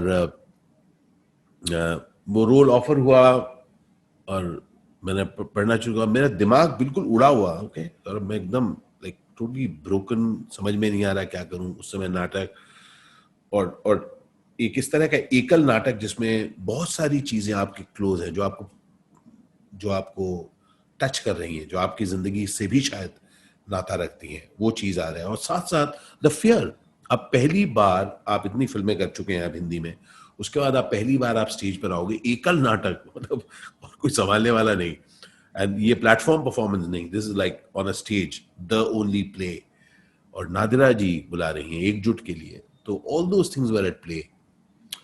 और और इसको खेला भी, अगर मैं आपको बात कहूं, आप पता नहीं कोई यकीन करेगा कि नहीं, दया शंकर की डायरी के 2 रिहर्सल हुए थे, सिर्फ 2 रिहर्सल, थर्ड टाइम मैं स्टेज पर था। उसमें से एक रिहर्सल रीडिंग के वक्त नादिरा जी के साथ हुई थी, बाकी मैं फोन पर उनसे बात करता रहता था, और दूसरी रिहर्सल हुई थी in the hotel eight in Bikaner, soldier की शूटिंग के दौरान। राखी जी भी वहां थी, राखी जी ने एक डायलॉग चेंज किया है दया शंकर में, आज भी वहां पर है, जिसमें मैं कहता हूं कि लंच बॉक्स में चौलाई की भाजी, तो चौलाई की भाजी वाज एडेड बाय राखी जी, वो आज भी आई रिटेन दैट। लंच बॉक्स में होता क्या है, आलू दिस थिंग एंड चौलाई की भाजी, हमेशा ये सस्ती सब्जियां, तो चौलाई की भाजी वहां पे करने के बाद went and performed it in town. और Dayashankar has since then we have done hundreds of shows all over the world। गत 22 वर्षों से Dayashankar and I have grown together, वो मेरा एक साथी रहा है। जैसे बचपन में इमेजिनरी साथी होते थे। जी जी जी जी जी, बिल्कुल सही कहा आपने, वाह, आपने बिल्कुल सही कहा, सच में मेरा साथी रहा है दयाशंकर के दौरान ही। और बहुत हम लोग बहुत ट्रैवल करते थे उस नाटक के साथ, शुरुआत में बहुत ट्रैवल करते थे, और नादिरा जी मुझे बहुत गजब की चीजें सिखाती थी, और उनका गजब का सेंस ऑफ ह्यूमर है, और चीज को लाइटली लेना उन्होंने मुझे बहुत सिखाया है। और डांटती थी, आहा, आज भी डांटती हैं, आज भी शो के बाद मेरे को डर लगा रहता है कि जब मैं शो कर रहा होता हूँ तो विंग्स में जब बैठती हैं, तो जब मैं कभी ऐसे देखता हूँ नादिरा जी वहां दिखती है, तो मैं पलट के वो करता हूँ, नादिरा जी आप बैठिए ना, नहीं मैं यहाँ यहीं बैठूंगी, आपको क्या है, मैं यहाँ बैठना चाहती हूँ, मैं डायरेक्टर हूँ। अरे, और यहाँ पर दिखती हैं मुझे, और शो के बाद, आशीष मुझे आपसे कुछ बात करनी है, इसका मतलब कुछ डांट पिटेगी। You know that, so you know what I celebrate, so मैं सेलिब्रेट करता हूं कि मुझे आज भी कुछ ऐसे लोग मेरे आसपास हैं जो हमेशा मुझे एज अ स्टूडेंट देखते हैं, मुझे डांटते हैं, मुझे ठीक करते हैं, मुझे रास्ता दिखाते हैं, न सिर्फ काम में, इवन निजी जिंदगी में। Nadira ji is one of them. और Dayashankar has again seen me through ups and downs. So that entire period जब मैं साउथ में काम कर रहा हूँ, लगातार लगा पड़ा हूँ, 19 दिन बाहर हूँ, बीच बीच में आके दयाशंकर का शो करे जा रहा हूँ, कभी यूएई में आके शो कर रहा हूँ, कभी यहाँ शो कर रहा हूँ, अलग अलग छोटी छोटी जगह हम जाके शो कर रहे हैं। The passion of theatre came back to me again, you know, thanks to एकजुट। मैं दोबारा जुड़ पाया कि एज एन एक्टर मेरे अंदर दोबारा, और ईच टाइम आप जब शो करते हैं, स्पेशली एकल, तो आप डरे हुए होते हैं, ये शो कैसे हो, आप इंतजार कर रहे हैं, और आप तैयार रहिए, पेश है नाटक दया शंकर की डायरी, लेखन एवं निर्देशन नादिरा जहीर बब्बर। उसके बाद आप डार्कनेस में एंटर करते हैं और वो म्यूजिक बजता है, it's a new day, it's a new show. वो लाइन्स याद है कि नहीं, उसके बाद क्या मोमेंट आएगा, आज ऑडियंस कैसे बिहेव करेगा, उसके बीच में अगर आपने ऑडियंस को ज्यादा हंसाया, नादिरा जी बताने वाली है, आप क्या कर रहे थे, ये क्राउड को हंसाने के लिए नाटक है, वो भी आपको हैंडल करना है, और आपको क्राउड को हैंडल भी करना है, किसी का मोबाइल फोन बज रहा है उसको, the joy for me, it is that joy of creation. और कई बार लोग मुझे पूछते हैं कि what is more interesting, is the play more interesting और doing a film. For me that moment is very interesting, अगर हम उस मोमेंट में कुछ होल्ड कर सकें, कुछ अमेजिंग क्रिएट कर पाए। और मैं जब उस अमेजिंग में जा पाता हूं सौरभ, तब मैं अकेला नहीं होता, तब मेरे साथ एक जो ये वर्ल्ड के सारे एक्सपेक्टेशंस, वर्ल्ड के सारे कंपैरिजन से परे मेरा एक एक्स्ट्रॉर्डिनरी दोस्त मेरे साथ होता है, जो मुझे पुल कर रहा होता है, जो मुझे जज नहीं कर रहा होता, जो मुझे कह रहा होता चल कर, ट्राई करना। एंड दैट इज, मैं इस समय भी right now just to let you know, मैं इस समय एक अलग से ट्रांस में, you know, I can actually feel it. और मैं शायद इस बात को इस तरह से पहली बार व्यक्त कर रहा हूं, but I do believe that the lonely Ashish is always there. और जब मैंने इंतजार किया है कि लोग मुझे समझें और फिर मैं उनकी नजरिए के हिसाब से सही कर पाऊं, जब तक वो रहता तब मुझे छोटा कर देता है, वो मुझे डरा देता है वो। क्योंकि पता है मैं कंपटीशन के लिए अच्छा नहीं हूं। सर मैं बहुत कंपटीशन से I get put off by competition, मतलब पुट ऑफ नहीं कहूंगा, मैं compete नहीं करता हूं, पर मुझे बहुत अच्छा लगता है मैं कुछ कमाल करूं। आई एम नॉट competing, मतलब, और ये मैं फिलोसॉफिकली नहीं बोल रहा हूं, मैं रियली बता रहा हूं। I want to do this amazingly well, better than that person I don't know, but I want to do it amazingly well. और वो मेरा ट्रिप है लाइफ में। मैं लोगों से भी यही शेयर करता हूं कि how will it be if you can be somebody who's amazing for yourself, surprising yourself। और ये भी जब ये हमारी बातचीत की जब बात उठी कुछ ही दिन पहले, तो मैंने कहा कि let me explore something about me, which, और व्यक्त करूं ना, उसको व्यक्त करता हूं। चलो, अपने अंदर के कुछ डरी हुई चीजों को, अपने अंदर के कुछ चीजें जो खुशी देती हैं मुझे, और ये मान के चलें कि ये जिंदगी का हिस्सा है। और जिंदगी के उसी हिस्से में आपकी थिएटर करते करते मुलाकात होती है पीलू से। हाँ हाँ जी। हाँ, वो कमाल, और उसमें नादिरा जी का कमाल का रोल। हम लोग शो कर रहे हैं कलकत्ते में, नादिरा जी की नजर तो गजब। शो खत्म हुआ, पीलू वहाँ प्ले के बाद आई, वहां पर खड़ी, तो मैंने पीलू को कहा कि तू बाहर है ना, उसके बाद हम लोग बाहर जाएंगे, लोग दोस्त सब। तो नादिरा जी आई। कौन थी वो? मैं, कौन नादिरा जी? वो जो एक टक आपको देख रही थी। नादिरा जी किसकी बात कर रही हैं आप? बनिए मत। कौन थी वो? मैं कहा नादिरा जी मैं आपसे अभी बात करता हूँ, मैं अभी से आता हूँ, आ जाइएगा। And she is, you know, today Pilu एक एकजुट थिएटर ग्रुप का हिस्सा है। इनफैक्ट नादिरा जी के साथ Pilu had the privilege of doing the music, first time ever पूरे नाटक का म्यूजिक किया पीलू ने। Pilu has acted with Nadira ji, and I'm so very happy that we both are part of the एकजुट family. But दयाशंकर, जैसे मैंने कहा, दयाशंकर ने मेरी जिंदगी में बहुत कुछ देखा है और मुझे बहुत कुछ मैजिक क्रिएट किया है, एंड फॉरएवर ग्रेटफुल कि मैं, you know, I could, you know, Piloo has joined me in this journey. और मुलाकात कैसे हुई आप लोगों की पहली दफा? वो भी अमेजिंग यार, वो भी अमेजिंग। मैं एकदम भागा हुआ घूम रहा था, जिंदगी से डरा हुआ मैं घूम रहा था। मैंने कहा बंबई नहीं आऊंगा, और ये ऐसा कई महीनों से चल रहा था। मैंने कहा मैं बाहर ही रहूंगा, मैं बंबई आऊंगा ही नहीं। और मेरा ऐसा मानना है कि हम सबकी जिंदगी में ऐसे कुछ मैजिकल चीजें होती हैं, हर चीज अकस्मात होती है, हम लोग सोचते हैं सब प्लान्ड है। तो बंबई, मद्रास में था मैं, एंड मैं शूट कर रहा था, और मुझे बॉम्बे आना था। और उस समय याद है आपको, इंडियन एयरलाइंस की टिकट होती थी, वो हाथ से लिखी हुई। तो ऐसे ही किसी ने मुझे फोन किया कि शामानंद जलान उस समय दौरान एक फिल्म बना रहे थे, मुकाबिना, बहुत अच्छी फिल्म बनी है, टू बैड वो रिलीज नहीं हुई। कभी कभी हम लोग बात करेंगे उसमें। मुकाबिना बहुत बढ़िया फिल्म, एनएफडीसी के पास अभी भी है, होपफुली कभी वो रिलीज करें। It has an interesting role, played the lead in that. तो उनका फोन आया कि तुम आके मिल जाओ।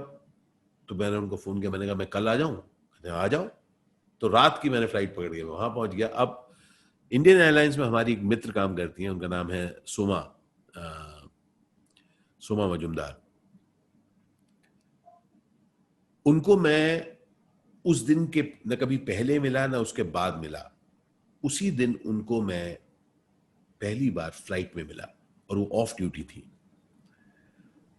और जिंदगी हमारी कुछ बातें हुई, और लैंड होते होते उन्होंने कहा मैं और मेरे हस्बैंड एक पार्टी में जा रहे हैं, तुम चलोगे? मैंने कहा बिल्कुल नहीं, मैं कुछ दूसरे जोन में, मेरी प्रोड्यूसर आ रही है, मैं अपने गेस्ट हाउस में जाऊंगा फिर कल, कहते चलना मजा आएगा, उत्तियो इज ऑल्सो कमिंग। मैंने कहा अच्छा चलो। मैंने कहा सुनो, मैं ना बहुत नॉइजी जगह पे जाना चाहता हूँ, जहाँ पे बहुत सारा शोर हो, अंधेरा हो, just want to be with it.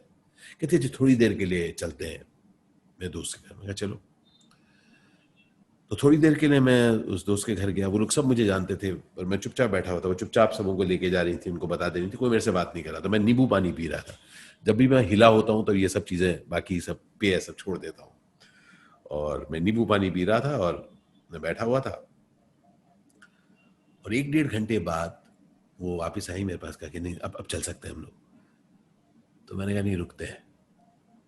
तो सर उस घर में मुझे इतनी खुशी दिखी। एक छोटा सा घर था, बहुत सारी खुशी थी उस घर में। वो लोग सब आपस में हंस रहे थे, खेल रहे थे, बातें कर रहे थे। मेरी उम्र के, हम उम्र थे, या थोड़े मेरे से थोड़े से छोटे। और मैं कह रहा था मैं इतना दुखी हूँ, मैं एक्टर हूँ यार, मेरे को लोग जानते हैं और मैं इतना दुखी हूँ, कितने खुश हैं ये लोग, और मैं ऐसे ही बैठा हूँ, सिर्फ नींबू पानी पिए जा रहा हूँ। और 12 बजे हम लोग वहां से निकल रहे थे, वो रुक गई, सुमा रुक गई। रात को 12 बजे Pilu walked in and they cut the cake and Pilu just looked at me and said, Isho. And I just walked to her and she gave me the cake. और मैं बैठा, मैं कुछ बात करने का नाम भी नहीं पता, मैं ऐसे ही बस बैठा रहा। एंड देन उसके बाद हम लोग चले गए। But that something happened and I said that you know I was not to be there. मुझे एक तो कलकत्ता नहीं आना था, कलकत्ता आता भी तो सुमा से नहीं मिलना था, अगर मिलता भी तो इस घर में नहीं आना था। लेकिन मैं रहा मिडनाइट पर। She really walked in like Cinderella for me, and for me it was another example of the magic of life. और मेरा ऐसा मानना है कि हम सबकी जिंदगी में ना चीजें अकस्मात ही होती हैं, उसके बाद हम लोग ढूंढ लेते हैं वजह, पता इसलिए हुआ था। बट जब मैं जो मैजिकली हुआ है उसको मैं जब एक्सेप्ट कर पाता हूं, तब वो चीज बड़ी अनूठी बन जाती है और वो रह जाती है मेरे पास, इंक्लूडिंग दिस कॉन्वर्सेशन। सौरभ, हमारी जिंदगी में आप दाखिल हुए पहली मर्तबा जब हमने जिद्दी फिल्म देखी।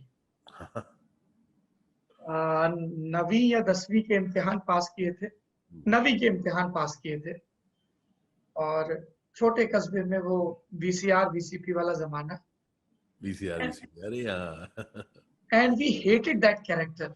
मतलब he comes across so good initially and then we get that shock। और आप यकीन नहीं मानेंगे, मैं स्याही वाला पेन इस्तेमाल करता हूं और आज भी मैं कई दफा ढक्कन देखता हूं तो मुझे वो सीक्वेंस याद आता है। एंड वो एक सीन है ना जिसमें वो एकदम से एक्सप्रेशन चेंज होते हैं, where that character gets revealed. And I was like, फिर बाद में जब सिनेमा में दिलचस्पी ली तो इस रात की सुबह नहीं। और तो ये थोड़ा इन फिल्मों का अगर बता सकें प्रोसेस। तो जिद्दी was part of that. Guddu Dhanoa साहब ने मुझे कहाँ से, बबलू पचीसिया साहब कहाँ किधर से करके, बबलू पचीसिया ने मुझे, मेरे ख्याल से द्रोहकाल की कुछ बात हुई, मुझे एग्जैक्टली पता नहीं। मिस्टर शेट्टी ने भी उनसे बात की होगी, पता नहीं, मुझे ठीक पता नहीं, पर करके उन्होंने मुझे चुना। और ये जो रोल था इंदर का, इंटरेस्टिंग बात है कि दिस वाज टू ये इंटरवल में मेरी डेथ होनी थी उसकी। तो पता नहीं किसी वजह से हमारे काफी सारे सीन्स शूट हो गए थे और उसके बाद फिल्म किसी वजह से रुक गई। मेरे ख्याल से स्ट्राइक हुई थी या क्या कुछ हुआ था। 1-1.5 महीने शूटिंग नहीं, उसके बाद मैं पहुंचा शूटिंग पर और 2 दिन बाद मेरे डेथ सीन था। तो मैं बड़ा इंटरेस्ट, मैंने कहा अच्छा वो कैसे कर रहे हैं, तो उधर मरना था। 2 सीन उन्होंने बताते हैं। फिर डेथ का जिस दिन फिल्मालया या फिल्मालया में शायद दोबारा शूटिंग थी, तो वहां पर हम लोग गए, डेथ सीन शूट होना था। अब पूरे दिन फाइट चल रहा है, Tinu Verma is a fight master, चल रहा है, चेंज होते हैं, सनी देओल साहब आते हैं, मुझे रिवील्स एंड धाड़ धाड़ धाड़। अब मैं सोच रहा हूँ मरूंगा कहाँ पर। मैं चीजें देख रहा हूँ कि जहां पर उन्हें कील होगा, जहां पर मुझे मारेंगे और मैं थप करके जाऊंगा और कील इधर निकलेगा। मैं देख रहा हूँ कहाँ कहाँ मरूंगा। तो फाइट असिस्टेंट से मैं पूछ रहा हूँ मैं किधर कैसे मरूंगा, बताते बताते। उसका टीनू जी के पास गया, मैं सर किधर कैसे जाऊंगा मास्टर जी? अरे बताता हूँ ना, रुक जा। करते करते करते करते फाइनल शाम हो रही है। मैंने कहा कैसे मारेंगे मेरे को इतनी जल्दी यार, मतलब इतनी जल्दी मर जाऊंगा? कुछ एक तो बड़ा मरना चाहिए कुछ। करते करते उन्होंने फाइनल टेक लगाया है कि एक विंडो था, उसके अंदर Sunny will punch me and I will go damn, I will hit. अब मैं सोच रहा हूँ कि विंडो टूटेगा, उसका कांच अंदर घुसेगा इधर, और मैं मरूंगा। तो मैंने कहा यार कांच संभाल के देख लेना वगैरह। तो वो फाइनली जब मुझे सीन समझाते हैं, वो कहते हैं पंच मारेंगे and you hit the, and Tinu Verma taught me a lot. मतलब उन्होंने मुझे बताया कि बूंद बूंद से सागर बनता है। ईच पंच जो खाएगा वो जो शो द इम्पैक्ट। और ये commercial main stream Tinu Verma ने मरना सिखाया और ढंग से मरना सिखाया। और मैं आपको बताना चाहता हूं बार बार, we are talking commercial mainstream cinema, जिसका पैराडाइम अलग था। जहां पर मैं एक मॉलियर, शेक्सपियर और इस टाइप के थिएटर के वर्ल्ड से आया, ध्रुव काल करने का, यहाँ पर मुझे सीखना पड़ा कि अगर कोई इधर मारेगा आपको, अगर आप ऐसे करोगे कुछ नहीं होगा। जब आपको करके करना पड़ेगा, तो ये करना पड़ेगा। कमर्शियल मेन स्ट्रीम था, हैवी रिएक्शन देना पड़ेगा। मतलब इस ऐसी सब फिल्में करने के बाद जो थिएटर पसंद, जिन्होंने मुझे अच्छी फिल्म में देखा था, उन्होंने बहुत मेरे को धुतकारा भी। क्या मतलब है यार, you're a sell out. But I was very clear, करूंगा इसको ढंग से करूंगा। तो खैर वो सीन हो रहा है, मैं पंच खा रहा हूं, मैं गिर रहा हूं, और उसके बाद वो मुझे बोलते हैं कि खिड़की तोड़ के तू बाहर गिरेगा। मैंने कहा बाहर गिरूंगा तो मैं बाहर मरूंगा? कहते तू मरेगा नहीं। मैंने कहा क्या? गुरु जी कहते गिरेगा और तू ऐसे ऐसे कर तो भागेगा। तब मैं सोच रहा हूँ बाहर जाके क्या मैं ट्रक से मरूंगा? मतलब आई एम जस्ट थिंकिंग। कहते नहीं तो एस्केप करेगा। तो मैं गुरु जी, मतलब तो मेरा डेथ सीन था ना, यानी एक्सटेंड हो गया, तो वो सोच रहे हैं क्लाइमेक्स तक लेके जाए। So it so happened that during that strike, वो स्टीनबेक पे देखते देखते उन्होंने सीन देखा होगा, उनको लगा होगा ठीक ठाक कर रहा है। They extended me and I became the whatever the main villain of the film or whatever, and then I was so, तो it is again by chance. अगर मैं कहूं कि मैंने कुछ किया, कुछ नहीं किया भाई साहब, लगे रहते थे हम लोग। और in fact funny thing, day before yesterday somebody on Facebook sent me a message, और उसमें उन्होंने बिच्छू का एक सीन भेजा जो मैंने सालों तक नहीं देखा था। I saw that again. और मैं आपको एक चीज, सौरभ, मैं आपको बताता हूँ कि देखिए, आप एक तरह के एक्टर हैं, मैं एक तरह का एक्टर हूं, मैं एक तरह के रोल्स करना चाहता हूं। पर मैं कमर्शियल मेन स्ट्रीम सिनेमा कर रहा हूं, जिसमें आपको हर चीज थोड़ा एक्सटेंड करना है ताकि लोग नोटिस करें। ठीक है, आप कर रहे हैं, पर जो आपको not main stream audience, not talking Saurabh Dwivedi जो 9th में देखते हैं, ऐसे देखते हैं उसका फिल्म देख, लेकिन जो हार्ड को अच्छी फिल्में करना चाहते हैं, जो थिएटर में देख, जो कह रहे हैं आशीष कर क्या रहा है, तो why are you over acting?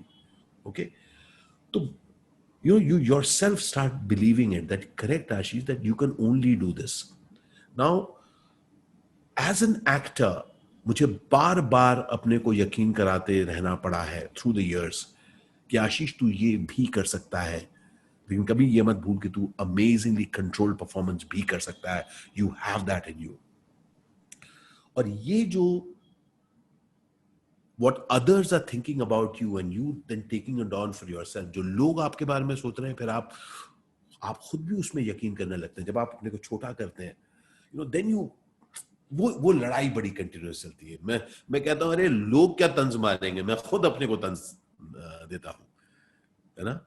तो 2 दिन पहले ये मैंने बिच्छू का सीन देखा और मैं पीलू को बोल रहा था, पीलू यार नॉट बैड यार, मैं अपने आप को, I keep hating myself, I did some okay roles यार, मतलब कमर्शियल मेन स्ट्रीम सिनेमा में मैंने मन लगा के काम किया है।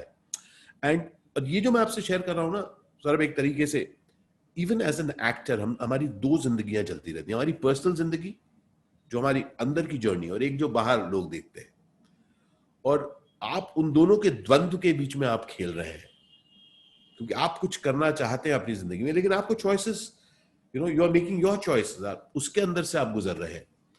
सो यस, जिद्दी, बिच्छू, amazing, you know, like I in fact बिच्छू के एक सीन के बारे में आई लव दैट, हम लोग कमालिस्तान में शूट कर रहे थे और उस सीन में यू नो बाकायदा कट्स के साथ वो लिखा हुआ गया था। And मैं गुड्डू जी के पास गया, मैंने कहा गुड्डू जी मैं अगर इसको सिंगल टेक में करूं तो Natu ji, the late Natu ji was a camera person, और तब फिल्म का कॉस्ट बड़ा था भाई, और मुझे पता नहीं कितने पैसे मिलते थे मेरे को, अगर ऐसे एक लंबा सीन में अगर सिंगल टेक में करूं और अगर रीटेक हो जाए तो बहुत खर्चा था। तो Guddu ji had that trust in me, said ठीक है मैं शाम को दोपहर में करता हूँ, सेकंड हाफ में तो लाइन 100। मैं कहा ठीक है, भाई एक बार तो करके दिखा। तो लाइक अ थिएटर एक्टर मैंने उस पूरे सीन को एक सोलिडिक्वी बना के मैंने कहा कि कट नहीं करके मैं उसको करूंगा। वो एक सीन है जिसमें मैं करता हूँ, उसने यहाँ देखा, फिर लेफ्ट देखा, राइट देखा, फायर किया, you know all that. And Natu ji ने उससे समय डिसाइड किया, वो सर्कुलर ट्रॉली लगाया। नाउ इस समय चीजें दूसरी तरह से दिखती हैं, लेकिन मैं आपको बताना चाहता हूँ उस समय लाइट्स भी दूसरे थे, तब कीनो नया नया शुरू हुआ था, और उस शॉट को सिंगल टेक में हम लोगों ने ओके किया, और उसमें एक जगह आपको दिखेगा किसी एक हमारे को एक्टर का चेहरा था ऐसा क्लोजअप, वो सिर्फ इसलिए था क्योंकि उसी जगह पर लाइट दिख गई थी थोड़ी सी। So rather than retake it, क्योंकि उस समय तो मॉनिटर नहीं था, बाद में इनको दिखा होगा तो उन्होंने कहा कि ठीक है उसमें कट डाल देते हैं। सो उस समय that you know the urge कि मैं एक थिएटर एक्टर हूं, मैं कुछ कर सकता हूं यार, मैं सिंगल शॉट में पुल कर सकता हूं, मुझे एक बार ट्राई करने दो। And I was lucky that he gave me that opportunity, alright. और आप उस पूरे दौरान से आप निकल रहे हो, लेकिन जरूरी नहीं है कि आपको और भी ऐसे रोल्स मिले, you know again those choices. फिर आपको एक तरह के मैं रोल्स करने लगा, और वो वेरी पेनफुल यार, वो जब आप अलग अलग किस्म के रोल ना करके आपको सेम टाइप के रोल्स पड़ रहे हैं, आपको एक थप्पड़ खाना शुरू कर दिया आपने किसी के साथ, तो हीरो आपको थप्पड़ मारे यार और आप ऐसे मुंह बना रहे हो, very demeaning as an actor, right. I tell you very very demeaning. कोई आप पर हंसता है और आपको कहता है अच्छा किया ना, अरे क्या एक्सप्रेशन था जब तो थप्पड़ खाया, लेकिन आप देख रहे हो कि you know there you are as an actor getting demean, तो क्या करो, छोड़ दो। आई रिमेम्बर जब ये 99 की बात है, मैं एक दिन एक शूटिंग के बाद घर आया और मैंने बोला कि आज इस डायरेक्टर ने was working with an interesting गाय, और वो मुझे कहता शीश तू तो mind blowing commercial film actor है। तो उसने बोल दिया, मैं घर आया, मैंने पीलू को कहा, मैंने कहा Pilu I have to leave this like yesterday, मुझे इतनी जल्दी छोड़ना है इस काम को, क्योंकि अब इस तरह के लोग जिनके फिल्म को मैं बहुत अच्छा नहीं मानता, जिनकी फिल्म मैं कर रहा हूँ, अब वो कह रहे हैं कि तू तो इसी के लिए बहुत अच्छा है। And that is when I started looking for work down south, क्योंकि काम करना मेरे लिए लाजमी था, मेरी वो जरूरत थी, उसके बगैर मैं तब भी किराए के घर पे ही रहता था, और तो फिल्में काफ़ी कर चुका था लेकिन पैसे नहीं कमाता था मैं उस आंकड़े में बहुत ज़्यादा अच्छा नहीं रहा हूँ गणित में। हाँ उस गणित में। और तो यू नो उस दक्षिण में काम करना शुरू किया उस दौरान, तो जो कुछ भी मैंने बंधु जो कुछ भी मैंने कमाया है एक तरह से, उसकी शुरुआत हुई हिंदी से, लेकिन जो कुछ भी मैंने कमाया वो कमाया दक्षिण में जाकर। एंड एवर ग्रेटफुल कि जहां पर एकदम अलग संस्कृति, एक अलग भाषा, एक अलग लोग, और उन लोगों ने जिस प्यार से मुझे अपनाया, इसलिए I have deep respect for. इसलिए मैंने कहा ना कि सईद मिर्जा की बात कि ये मेहनत के पसीने की बदबू है। मैंने अपनी जिंदगी में पाया कि न सिर्फ बंबई में, चेन्नई में, हैदराबाद में, बैंगलोर में, कलकत्ते में मैंने मेहनत के पसीने की बदबू की रिस्पेक्ट की है, और इसलिए उसने मेरी जिंदगी में एक तरह से खुशबू फैलाई है। मैं इसलिए बहुत खुशी होती है जब मैं कहता हूँ कि आई एम वर्किंग। मैं शूटिंग का भी इस्तेमाल नहीं करता हूँ, तो कहता है way you, I am working out here, I am working, I love the word I am working, क्योंकि काम जी एक अमेजिंग फील देता है। आप जब वो जिद्दी का सीक्वेंस बता रहे थे कि एक विलेन हमेशा एंटिसिपेट करता रहता है कि डेथ सीन है, ऐसा होगा वैसा होगा, एक उसका भी एक आंकड़ा तो होगा कि कितनी दफा, कोई कहता है 182 बार, 180 बार डेथ सीन, इतने और बार उसकी तो भी मरा ही होगा सौरभ, इतनी बार तो मरा ही होगा, मर मर के जिया हूं मैं। और इन एब्सोल्यूट रियलिटी में, क्योंकि जितनी बार विलन रहा हूँ मरा हूँगा। हाउस इट, मैं ये हमेशा से हर विलेन से ये सवाल पूछना चाहता था, आज आपसे शुरुआत करता हूँ। चलिए। कि ये कैसा होता है कि आप असल जिंदगी में हम सब अच्छे होते हैं, अच्छे होना चाहते हैं, नैतिकता अनैतिकता सब, और पर्दे पर आप जितना ज्यादा अनैतिक, जितना ज्यादा क्रूर देखें, जितनी ज्यादा आपसे नफरत की जाए, उतना ही आपके किरदार को सफल माना जाता है। एंड देन पीपल, जैसे वो लोग बोलते हैं ना, यार उसने उस विलेन को देख के बच्चे रोने लगते थे, अरे साहब आप तो बहुत उसमें घिनौने थे, उसमें डरावने थे। देन वो एक्टर उसके साथ कैसे बैलेंस करता है अगर लगातार उस तरह के रोल कर रहा है तो? कि ये is just part of job, कोई लोड ही नहीं, हम लोगों को लगता है ऐसा, ऐसा है क्या? Exactly. You hit the nail on the head, Saurabh. Saurabh, it is your job. और इसमें दुबे जी की एक बात हमेशा ध्यान में रहती है। मैंने कहा ना कि मैं STAR स्टार वर्ड को मैं इस्तेमाल नहीं करता हूँ। मैं ये भी नहीं कहता हूँ को स्टार, मैं कहता हूँ को एक्टर। मैं खुद भी एक्टर हूँ, ये भी मेरे को एक्टर हैं, क्योंकि हम लोग अंदर के लोग हैं, बाहर के लिए हम लोग कुछ भी नहीं, हम अंदर के लिए। तो सेम तरीके से हम लोग जब एक रोल को खेलते हैं तो हम लोग सिर्फ उस रोल को खेल रहे हैं। वो किरदार ये करता है और वो किरदार ये करता है, उसके बाद आप जो देख रहे हैं उसको आप डिस्क्राइब कर रहे हैं। तो मेरी ये कोशिश हमेशा रही है, और हर एक एक्टर की यही कोशिश रही है, कि हम लोग उस किरदार को अमेजिंगली खेलें, गजब से हंसाएं आपको, गजब से रुलाएं आपको, गजब से डराएं आपको, गजब से प्यार करवाएं आपसे। ऑलराइट। और उस चीज को हम लोग खेल रहे हैं, पर आप लोग जो देख रहे हैं, आप लोग उसे बैठ, okay so you the hero, okay so you the villain, okay you the supporting actor, okay got it, okay so you are doing this, okay आप सब। अब उसको लेकर अगर आप देखें, आप हमारे मन में द्वंद्व डालेंगे, यू आर अ विलेन, हां यू आर अ विलेन, या good villain, oh you are a hero guy, okay you are a hero, oh you are supporting actor, you are a comedian, oh you are. अच्छा, जो actor होता है ना वो सुनता रहता है, गॉट इट। वो कहता है कि मेरे अंदर कुछ और भी है, मेरे अंदर कुछ और भी है। और ये जो ये जो continuous play between what they think you are, what they think you only are, उनको लगता है कि आप सिर्फ यही है, और आप, this is the game of life. The game of life is कि आप, अगर कोई आपको इस तरह से कह रहा है कि आप यही है, आप अगर उसे तोड़ सके, उसमें लाइफ इंटरेस्टिंग हो जाती है। और इसमें मैं आपको एक और चीज भी बताता हूँ। हम लोग कहते हैं ना कि हम लोग अपने दायरे तोड़ते हैं। तो जैसे आप और मैं, सपोज हमने कहा कि आप और हमने कुछ दायरे तोड़े हैं, अब दायरे तोड़ के कुछ बने, कुछ ही दिनों में वो जो बने, अब वो आपके दायरे हो जाते हैं। तो हमने कुछ दायरे तोड़ के एक्टर बना, उसके बाद वो एक्टर बनने के बाद मैं हिंदी फिल्म एक्टर बन गया। अब मेरे दायरे हो गए, मैं एक हिंदी फिल्म एक्टर हूँ।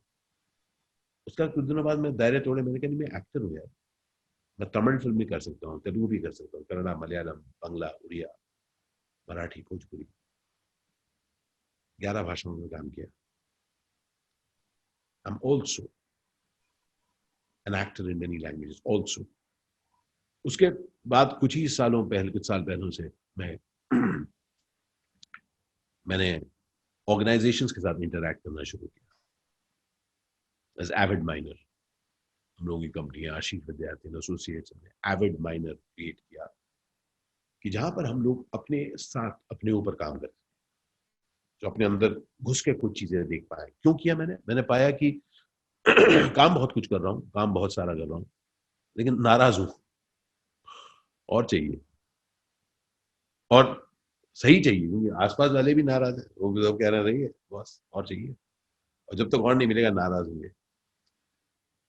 तो मैंने कहा कि अपने ऊपर काम करता हूँ, और अपने ऊपर जब काम शुरू किया, मैंने कुछ पाया।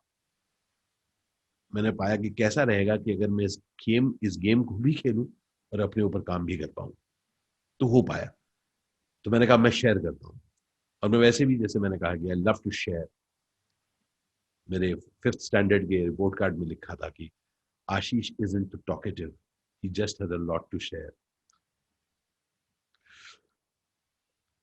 तो आप साउथ की फिल्मों की चर्चा कर रहे थे, वो ड्रिफ्ट कैसे हुआ और इनिशियल रिस्पॉन्स क्या था? एज एन एक्टर आप कितनी चीजें बता पा रहे थे कि भाई this is what I want to do, this what, और वहां से क्या ऑफरिंग थी, दैट होल प्रोसेस? आपके सवाल में ही एक ना एक अलग वर्ल्ड है मेरे लिए। तो मैंने अपनी जिंदगी में, और मैं देखो, मैं रियलिटी की बात कर रहा हूँ, मैं आपको मेक बिलीव की बात नहीं कर। रियलिटी में ना मैंने वही किया है जो मुझे ऑफर किया गया है। मेरी जिंदगी में ऐसा नहीं हुआ है कि मैंने कहा कि मैं ये करना चाहता हूँ और मैं ये करना, ऐसा नहीं हुआ है। शायद मैंने नहीं मांगा है या मुझे नहीं मिला है, मुझे नहीं पता। मेरी जिंदगी में अमूमन मैं इस डायरेक्शन में मूव किया हूँ और मुझे कुछ चीजें मिली हैं। उनमें से कुछ चीजों को मैंने ना की है और कुछ चीजें मैंने की है। तो that is how my pattern of life has been. लेकिन हाँ, मैंने ये किया है कि जब जब मैं हिला हूँ, जैसे अपसेट था उस दौरान, मैं कुछ करना है तो मैंने कहा हिलो। मैं कहा as you move new when horizon, in doubt move. when in doubt move. तो I kind of moved and kind of went down south। और एक ट्रिप तो बहुत इंटरेस्टिंग था कि एक पूरे दिन के लिए गया और मेरे ख्याल से सुबह गया, शाम को वापस भी आ गया। कोई 5 या 7 फिल्में मेरी साइन हो गई थी, मतलब मौखिक तरीके से साइन हो गई थी। 2-3 महीने बीत गए, कुछ उधर से कोई खबर नहीं आई। पता चला सब मौखिक बात थी। वो बात गई, रात तो गई नहीं, बात गई। तो बट मेरे ख्याल से मैंने यूनिवर्स को कह दिया था कि मैं दक्षिण में काम करना चाहता हूँ।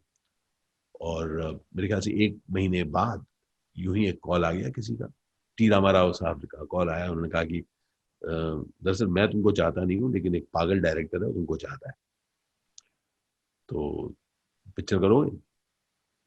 मैंने कहा जी जरूर करूंगा। तो उन्होंने कहा कि तुम्हें पैसे नहीं दूंगा। तो मैंने कहा मैं नहीं करूंगा। कहते अरे मजाक कर रहा हूँ। मैंने कहा अच्छा अच्छा। तो एक वो सब था। खैर जाके किया। वो फिल्म का नाम था दिल। और विक्रम की वो कमबैक फिल्म थी। धरनी जो डायरेक्टर थे, उन्होंने डायरेक्ट किया। फिल्म बड़ी हिट हुई। उसके बाद तमिल फिल्में और मिलने लगी। और उस दौरान इंटरेस्टिंग पीरियड था कि उस दौरान जो अमूमन जो नेगेटिव कैरेक्टर्स यहाँ से साउथ वाले लोग लेके जाते थे, वो पिटने के लिए लेके जाते थे। तगड़े लोग जाते थे तो वहाँ हीरो से पिटते थे। वो वापस आके खबर देते थे, देखो यहाँ पर ये काटा था, यहाँ पे फ्रैक्चर हुआ था, यहाँ पे सर ने ये किया वगैरह। ग्लास ब्रेकिंग, फाइटर्स के लिए जाते थे। और मैंने कहा खैर मैं एक्शन कर लेता था thanks to some amazing films that I did here. पर मैंने कहा कि मैं अपने को मारने नहीं जा रहा हूँ, मैं जाऊंगा एक्टिंग करने। तो वो लोग जब मुझे शुरुआत में रोल सुनाते थे, वो कहते sir first half two fights, second half 2 fights, then climax fight. तो मैं कहता no, tell me the role. तो वहां से शुरू हुआ कि no, I want to do roles. और then I did a lot of very very interesting parts. So I did a host of interesting parts in Tamil, Telugu, Kannada, Malayalam, Bengal, Calcutta वगैरह। Some interesting parts happened. And then see, as an actor's journey, मेरा कई बार हुआ है कुछ साल Telugu picture कर रहा हूँ, तमिल नहीं है। 1-2 कन्नड़ा पिक्चर हो रही है। अच्छा, इस साल तमिल पिक्चरें हो रही है और बांग्ला फिल्में हो रही है, बाकी नहीं हो रही। तो ये सब सीजन चलता रहा मेरा। और so that way it's also been a great learning for me. क्योंकि जैसे मैं ऑब्जर्व अच्छा करता हूँ, लेकिन मैं लैंग्वेजेस, मेरे पिताजी कमाल थे लैंग्वेजेस में, मैं बिल्कुल नहीं था। That skipped my generation, this one. So I have not been good with languages, और मैं लैंग्वेजेस नहीं सीख पाया, मैंने नहीं सीखा, अगर मैं ऐसे कहूँ। बट अगर आप वो फिल्में देखें तो आपको देखकर पता ही नहीं चलेगा कि मैं वो भाषा नहीं बोल पाता हूँ। My lip is perfect. तो मैंने अपनी मेथोडोलॉजी वर्कआउट करी। It required me to work that much harder, क्योंकि मैं सुन भी रहा हूँ, क्यों जो सुन पा रहा हूँ। अब वो क्यों जो है एक ऐसी भाषा में जो मैं नहीं जानता। तो मैंने नोटिस करना शुरू किया पेरिफेरल विजन में कि वो एक्टर ना हल्के से ये डालते हैं उस जगह में, तो वो जैसे ही वो आता था फिर मैं अपना डायलॉग बोलता था। तो it allowed me to develop myself in more ways to perform well. और मैं उधर के जेस्चर्स पकड़ने लगा और उनकी मेथोडोलॉजी पकड़ने लगा। तो उसने मुझे, क्योंकि भाषा एक एक्टर के लिए एक बहुत मूल चीज होती है, जब वो भाषा ही मेरे पास नहीं थी तो मैंने कहा कि किस तरह से उसको करूं। तो वो भी एक बहुत इंटरेस्टिंग प्रोसेस था। और उस दौरान एक और इंटरेस्टिंग प्रोसेस भी था, वो भी बताना जरूरी है कि मैं हिंदी फिल्मों में क्योंकि एक किस्म के रोल कर रहा था, मेरे लिए बहुत जरूरी था कि मैं उस स्लेट को पहुंचूं, क्योंकि जब तक उनको पहुंचूंगा नहीं तब तक अच्छे डायरेक्टर भी मुझे कहते थे, अरे डायरेक्टर साहब, उनका नाम नहीं लूंगा मैं, है नहीं हो, उन्होंने मुझे बुलाया अपने ऑफिस में, बहुत खुश था उनसे मिलके। मैंने बोला जी बताइए, और उन्होंने एक रोल सुनाया और एकदम एक पुलिस इंस्पेक्टर का रोल, एक मतलब जो मैं उस वक्त भी कोई 70 बार कर चुका हूँ, वो रोल उन्होंने मुझे दिया। तो मैंने कहा कि मैं आपके पास साथ में ये रोल नहीं करूँ। तो अजीब बात थी, और वो एक कभी नहीं छूटता जब एक आदमी ऐसे खड़े होकर मैं बोला, अच्छा ये फिल्म तो तू, ऐसे रोल तो हर फिल्म में करता है। तो कई बार ऐसा होता है ना, जब कोई जिसको आप बहुत श्रद्धा करते हैं, तब आप ना कहने से बहुत बहुत बुरा लगता है आपको, क्योंकि आप उनकी बहुत श्रद्धा करते हैं। और जैसे ही उन्होंने वो बात कह दी ना, मैं मुक्त हो गया। मैंने कहा बिल्कुल सही कह रहे हैं, पर मैं आपके साथ ये फिल्म नहीं करूँ, थैंक यू। और तो वो जो पूरा दौरान था ना, उस पूरे दौरान मैं हिंदी फिल्म में करना चाहता था, क्योंकि मैं ये 15 साल के करीब में हिंदी में काम नहीं किया। मैंने कहा कि वो मुझे लोग सेम तरह के विलन, सेम तरह के लार्जर देन लाइफ कैरिकेचर्स मुझे कराएंगे, मैं नहीं करूंगा। और मैंने कहा कि जब इतने अच्छे डायरेक्टर ही मुझे उस रूप में, स्वरूप में ही समझ पा रहे हैं, तो it is important for me to wipe the slate. तो I wipe the slate, I really wiped it, I work very hard in all the languages. और उसके बाद 7-8 साल वो करने के बाद मैंने दोबारा हिंदी में कोशिश शुरू की। और वो पीरियड सौरभ मेरे लिए सबसे ज्यादा लिबरेटिंग, सबसे ज्यादा पेनफुल एंड लिबरेटिंग पीरियड था, जब वो सारे लोग जिनको मैं बहुत अच्छी तरह से जानता था, उनमें से बहुत सारे लोगों ने मेरे फोन लेने बंद कर दिए थे। और जो कहते थे, किधर है यार तू, सच गुड एक्टर है तू, करा करना हिंदी में, करा यू नाउ। और मैं कहता था यार मैं यहीं पर हूँ, आई बिलीव तू साउथ शिफ्ट कर गया ना, साउथ में रह रहा है आजकल। उसका मैं कहता था हाँ, मैं एक शहर में रहता हूँ, इसका नाम है साउथ। साउथ बोले कोई शहर तो नहीं है ना यार। मैं जाता हूँ बम्बई से फ्लाई करके जाता हूँ उधर, 4 दिन कर्नाटका में शूट करता हूँ, 4 दिन हैदराबाद में शूट करता हूँ, 3 दिन कलकत्ता में शूट करता हूँ, फिर वापस आता हूँ बॉम्बे। तो वो एक पीरियड बहुत गजब का होता है, जब लोग आपके आंख जब मिलते हैं, आप कहते हैं किधर है यार तू, सच ए गुड एक्टर, क्या करना है हिंदी में। और आप आप उनकी तरफ देखते हो, कहते हो यार मैं यहीं पर हूँ, अच्छा पता नहीं मुझे लगा यार आशीष चला गया साउथ में, ऐसे करके ना। तो वो आपको भी हिलाता है कि यार क्या मैं गलती कर गया, मैं साउथ में चला गया। तो ये सब पूरे पीरियड गया, और फिर हर हर हर ऐसे किस्से में एक दिन होता है जब आप उसको, उस चीज को निकाल पाते हो और आप कह पाते हो कुछ सच। और मुझे याद है कि बहुत तंज लगता था जब कोई ऐसे कहता था। एक दिन मैंने कहा कि सुनना यार, कभी भी बुला ले यार, मगर तेरे को तो सिर्फ 10 डिजिट डायल करना पड़ेगा, साउथ में तो मेरे को 11 डिजिट डायल कर दे, एक जीरो भी ऐड कर। So I am here, but why don't you call me. तो एज एन एक्टर, जी हाँ, मैं सुनता हूँ लोगों से कि आप हिंदी में क्यों नहीं इतना काम करते। मैं जानता हूँ दोस्त, मैं खुद काम करना चाहता हूँ, लेकिन जिंदगी में सिर्फ आ, मैं बेचारा, मुझे नहीं मिल रहा, देखो वो लोग भी कह रहे हैं मुझे मिलना चाहिए, उससे मुझे कुछ नहीं मिलता। बेचारा होकर नहीं जीना है। इसलिए मैं एक दिन, जब किसी ने ऐसी बात करी, उसने कहा कि अच्छा सुना तू लैंग्वेज फिल्म्स कर रहा है, तो साउथ की फिल्म्स को लैंग्वेज फिल्म्स, मतलब हिंदी फिल्म नहीं, लैंग्वेज फिल्म्स। तो मैं एक दिन कह पाया किसी को, मैंने कहा हाँ यार, I have deep respect for that work, क्योंकि उस काम से मेरे बेटे की फीस जाती है, मेरे घर में खाना आता है, और मैं अपनी एक्सटेंडेड फैमिली का ख्याल रख पाता हूँ। तो आप जब अपने काम जो आप उस दिन कर रहे हो, जब आप उसको रिस्पेक्ट कर पाते हो, जब आप खुद कर पाते हो, तब आप एक नए कल की तरफ बढ़ सकते हो। अगर आप खुद ही नाराज हो कि यार मैं बेचारा, मैं कुछ नहीं कर पा रहा, तो आप नए कल की तरफ जाते जरूर हो, लेकिन आप नाराजगी के साथ जाते हो और अपने को हर्ट भी करते हो। तो बहुत जरूरी है हम एक्टर्स को अपने दिमाग से हम शिकस्त ना महसूस करें, क्योंकि दुनिया को कुछ नहीं आता आपको शिकस्त घोषित करने में, कुछ नहीं आता, कोई खर्चा नहीं होता। किधर है आजकल तू? दिखता नहीं है यार। किधर है चीज? दिखता नहीं है। इधर ही हूं यार मैं, देखो तो इधर हूं। लेकिन आपके कहने ना कहने से मैं अपने आप को छोटा या बड़ा नहीं बनाऊंगा। तो ये जो जिंदगी है ना एक्टर की, जो पर्सनल जिंदगी है जो हम चलती है, जो हम अपनी जिम्मेदारियां पूरी करते हैं, और साथ साथ एक दूसरी जिंदगी है जो लोग हमको महसूस कराते हैं, जो देखते हैं और वो हमको कई चीजें कहते हैं।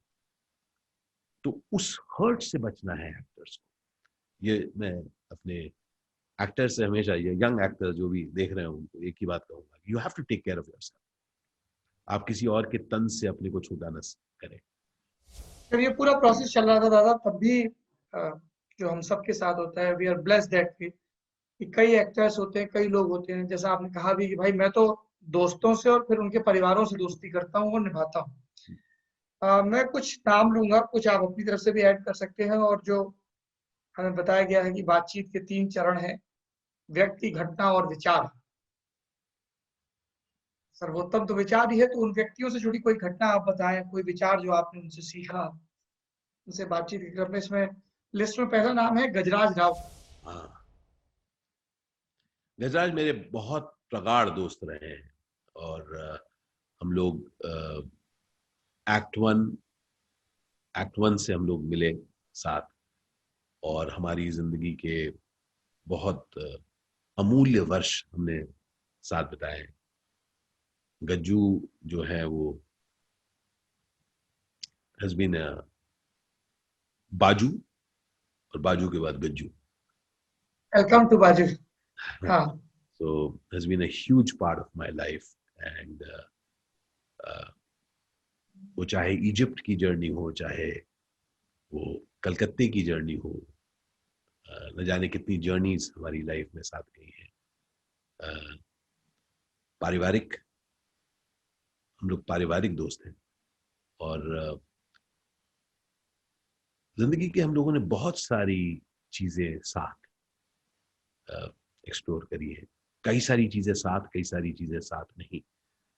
तो that's been a very very very valuable friendship for me. Any particular incident, anecdote जो आपको इस वक्त याद आ रहा हो? जैसे मैंने बताया कि वो जो अबू सिंबल का जो मैं अच्छा। आपको वाकया बता रहा था, तो अबू सिंबल के, then Gajraj was with you. Yes, Gajju, Pradeep, हम लोग सब फैमिलीज के साथ गए थे अबू सिंबल में। और उस पूरे चीज को, in fact the funny thing is that Abu symbol में गज्जू नहीं गया था, उसने कहा इतने सुबह उठ के नहीं जाने वाला। तो गज्जू के साथ मेरे ये सब बड़े वो चलते रहते हैं, मैं करना यार, नहीं नहीं नहीं, मैं नहीं आने वाला। So that is interesting.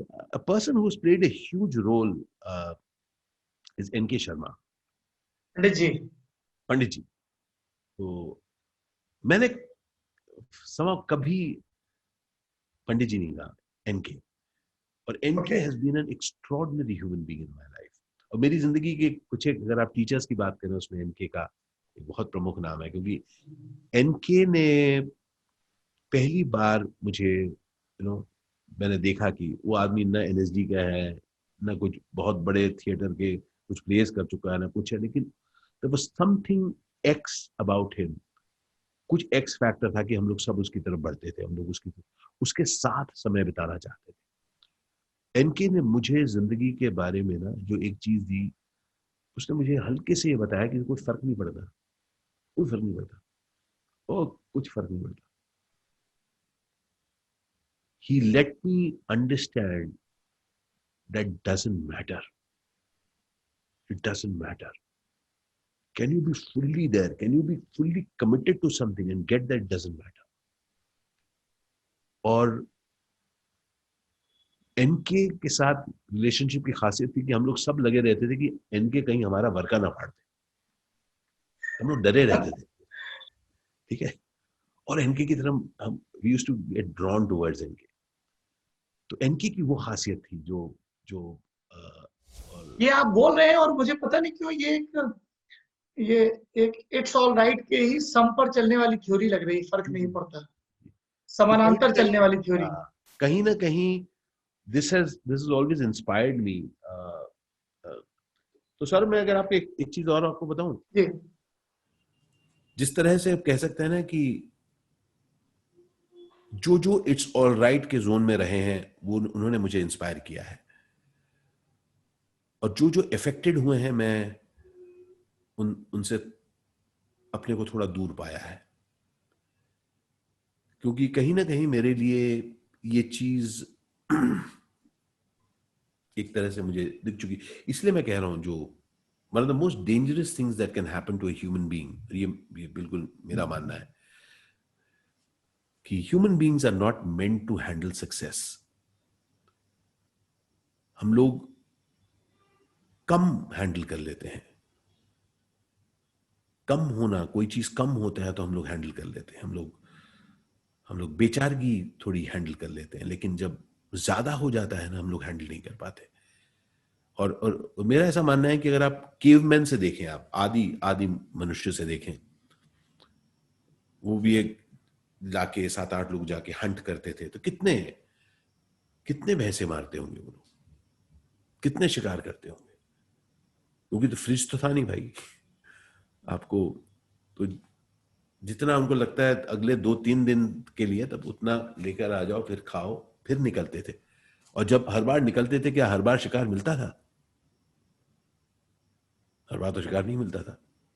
तो उनको भूख के लिए वो रेडी रहते थे, कम के लिए तैयार रहते थे। हम लोग सब अगर आप देखें कैसा चल रहा है भाई, लेकिन समहाउ जहां पर हमको एक्सेस मिल जाता है, जिसके लिए शब्द है सक्सेस।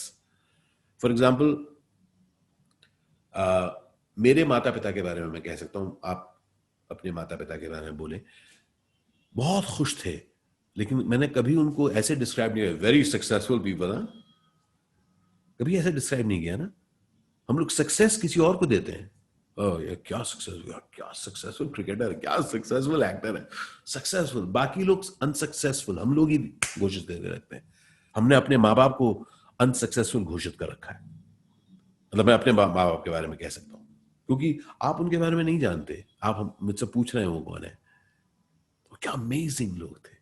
जैसे मैं आपके माँ बाप के बारे में नहीं, मैं आपके बारे में जानता हूँ, आपके माँ बाप के बारे में नहीं जानता हूँ, क्या वो अनसक्सेसफुल थे? तो somehow enough and a little less के लिए ह्यूमन बींग्स आर प्रोग्राम्ड, लेकिन ज्यादा छप्पर फाड़ के बनाया उसके लिए हैंडल नहीं कर पाते। और अगर आप नोटिस करें, that impacts the human being, क्योंकि उसको एक्सेस वो हैंडल नहीं कर पाता। वो चाहे फेम हो, नेम हो, पैसा हो, सडनली एक्सेस चल रहा है, सडनली आपको कोई गुड मॉर्निंग नहीं कह रहा है। आपको कह रहा है सर कल ही आपकी बात हो रही थी, है ना, सर की बात हो रही थी कल ही सर कल भी हो रही थी, और उसका उषा बता रही थी कि आज वो ना क्या हुआ। आप अब आपको लग रहा है कि इस पूरी वर्ल्ड में आप ही की बात होती है। इन्होंने जैसे ही खत्म किया, कल आपकी बात हो रही थी, और सर बच्चे के बर्थडे पे वो कहते हैं सर वो लल्लन टॉप वाले अंकल को लाओ आप अरे कमाल सर। अब आपको सडनली लगता है कि this is the world, this is the world. एक एक्टर को कोई मिलता है, कोई कहता है sir I am biggest fan sir, I watched all your film sir. आपको लगने लगता है कि बॉस ये तो दुनिया है, ये है। उसके अंदर एक बंदा आके कहता है गुड मॉर्निंग, कहता है क्या गुड मॉर्निंग, तूने ये नहीं बोला कल ही मेरी बात हो रही थी। So the world becomes weird. अगर आप नोटिस करें, पीपल हु आर सक्सेसफुल, उनके आसपास अलग किस्म के लोग बैठने शुरू हो जाते हैं, and they create a world which is weird. और ऐसे न जाने कितने किस्से हैं जिनके बारे में मैं बिल्कुल बखान नहीं करूंगा, मैं अभी से बता रहा हूं आपको। पर आप खुद देख चुके हैं, हम लोग सब देख चुके हैं, जब हमारे आसपास लोग इतनी बड़ी आकृतियां बनाते हैं और आपको भी लगने लगता है कि हाँ शायद मैं हूं, और क्योंकि ये लोग बनाते हैं, आप उनको जाने नहीं देना चाहते। तो इट्स ऑल राइट कि जो दुनिया है ना वो इन सब चीजों को दूर रखती है। इट्स ऑल राइट वाली जो दुनिया है निंदक नीरे रखती है, वो उन लोगों को खास रखती है जो जो आपको वो सारी बातें भी बोल दें जो अच्छी नहीं है। And that for me is a big thing. क्योंकि मेरे एक दोस्त हैं गोपाल राव, मेरे साथ, मैं उनके साथ काम करता हूँ, वो मेरे कोच हैं, मैं उनसे बहुत सीखता हूँ और हम लोग काम करते हैं इस पर। मैं can I be okay with that set also? अभी तक नहीं हो पाया हूँ दोस्त। I feel much more comfortable with जिनके साथ मैं प्रगाढ़ बातें कर सकूं। मैं अगर वक्त बिताऊं उनके साथ तो कुछ ये नहीं कि और क्या चल रहा भाई, बढ़िया, ऑलराइट, वेरी गुड, बात हो रही थी, हाँ अच्छा चल रहा है। ये बातें मुझे बहुत, I don't find it interesting. और वो मुझे, इसलिए मैं चूज करता हूं मैं किन के साथ वक्त बिताऊं।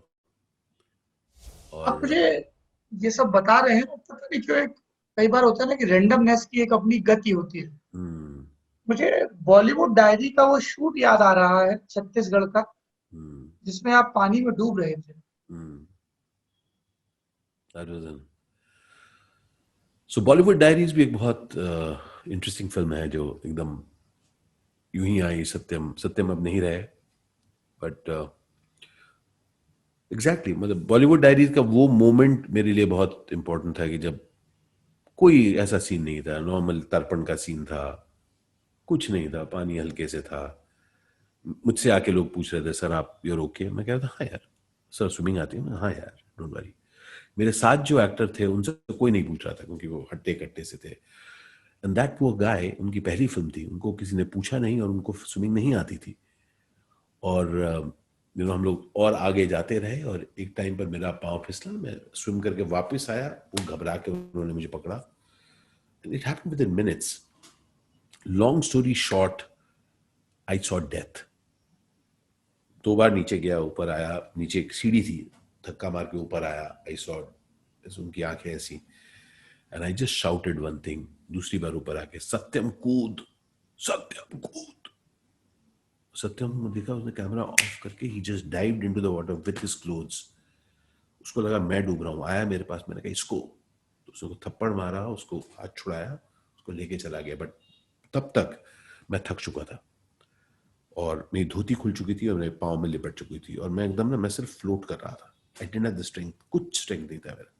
मैं कहता 2 मिनट हुआ होगा, but I am in any case asthmatic, so it didn't help. I am just floating और मैं इस पेरिफेरल विजन में देख पा रहा हूँ कि वहां पर जो जो बांध था उसमें ना ऐसे ऐसे होल्स थे जहां से पानी निकलता था। और आई काइंड ऑफ न्यू कि अगर मेरी बॉडी उसमें फंस गई तो बॉडी ही निकलेगी, मैं फंसूंगा बॉडी निकलेगी। इट डिडंट मैटर, मैं ऐसे लेटा हूँ and the entire life went in front of me, कुछ नैनो सेकेंड्स में। एंड देन यहाँ पे साइड से मैं देखता हूँ कि एक पुलिस कांस्टेबल कूदते हैं पानी में, बट मैं उनकी तरफ हाथ नहीं बढ़ाता हूँ, कुछ नहीं, वो आके वो पकड़ते हैं, उनका हाथ पकड़ता हूँ और मैं ऐसे करके जस्ट रीच द शोर्स, खड़ा होता हूँ। इतनी समझ है कि मेरी धोती खुल गई। मैं कहता हूँ एक सेकंड रुको, गांठ बंधी हुई है, तो मैं कहा एक सेकंड रुको, मैं उसको मुंडू बनाता हूँ, खड़ा होता हूँ, एवरीथिंग इज बिकम नॉर्मल। ऐसा नहीं कि बच गया, ऐसा कुछ नहीं, जस्ट नॉर्मल। मैं उठ के जाता हूँ, हमारे वो को एक्टर बैठे थे तो उनके पास जाता हूँ, मैं कैसा है भाई? ठीक हूँ सर। मैंने कहा आगे से ख्याल रखना, कभी भी कोई तुमसे पूछे उनको बता देना तुम्हें नहीं आता, कोई फिल्म जान देने लायक नहीं है। मैं ये सब जो बोल रहा हूँ ना, मैं आई कांट बिलीव इट कि मैं अभी अभी मरते मरते बचा हूँ। But I realize that point, I really got in that moment, it doesn't matter तो क्या किस चीज से अपसेट है, क्या क्या चीज ले, कुछ नहीं होगा। इन a moment, in a Tarpan scene, you can die my friend. Ashish Vidyarthi, what are you taking seriously? It's all right again came back. क्या चीज करके तू कहेगा कि कुछ सेफ रहेगा, क्या कुछ करके you will think that you have achieved something. So that journey of mine Saurabh, this this incident, इस इंसिडेंट ने डेफिनेटली मुझे दिखाया कि death can be any moment and it can even happen to me. I mean Woody Allen की मुझे वो line बड़ी कमाल लगती है, तो वो कहते हैं ना कि I am not afraid of death, it's just that I don't want to be there when it happens.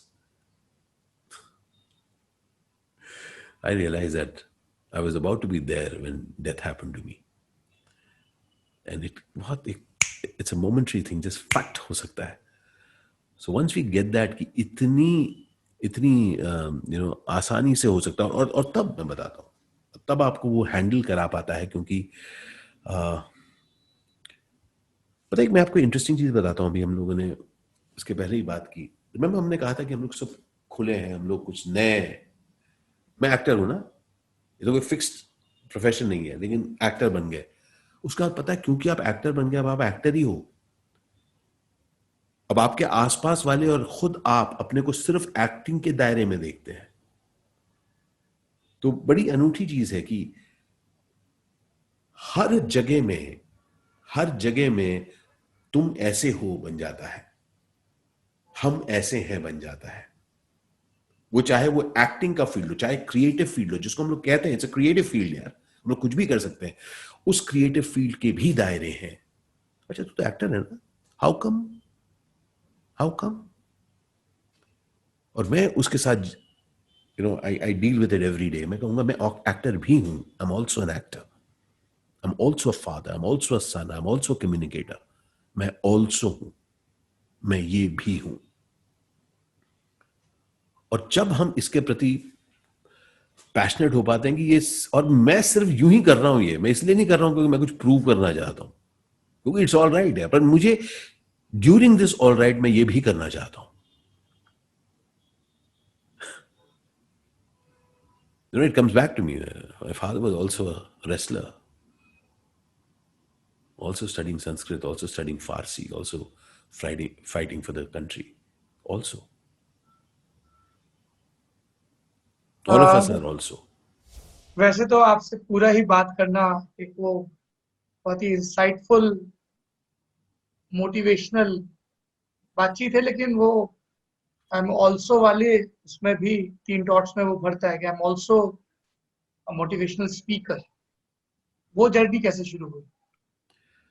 Again अकस्मात हैदराबाद एयरपोर्ट पर मैं था, और होती है ना वो एक 1:30 बजे वाली फ्लाइट होती है, रात 1:30 बजे।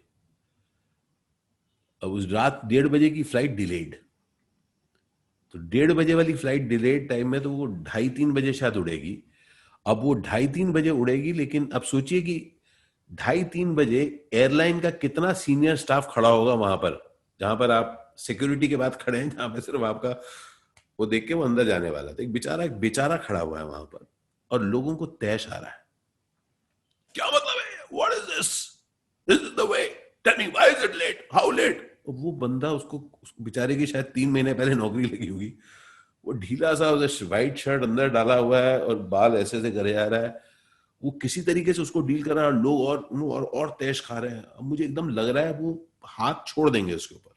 होता है ना, मॉब में आपकी मतलब स्ट्रेंथ बढ़ जाती है, और आप सारे दिन फ्रस्ट्रेटेड हैं अपने काम से, किसी को कुछ नहीं कह पाए। कल भी आपको काम करना पड़ेगा, आप किसी को कुछ नहीं कह पाएंगे। अभी एक अकेला बेचारा बना है जिसको आप पूरे एविएशन की रिस्पॉन्सिबिलिटी उसको दे रहे हो कि फ्लाइट क्यों लेट है। तो मेरे दिमाग में आया इसे देख के कि अगर बॉस इसने उसको हाथ मार दिया तो उसके बाद पुलिस आएगी, लोग अरेस्ट होंगे, फ्लाइट और डिले होगी। तो मैं गया उनके पास, जो सज्जन जो सबसे ज्यादा फुफकार रहे थे, तो उनके पास खड़ा हुआ और मैंने कहा कि if you touch him you will get arrested.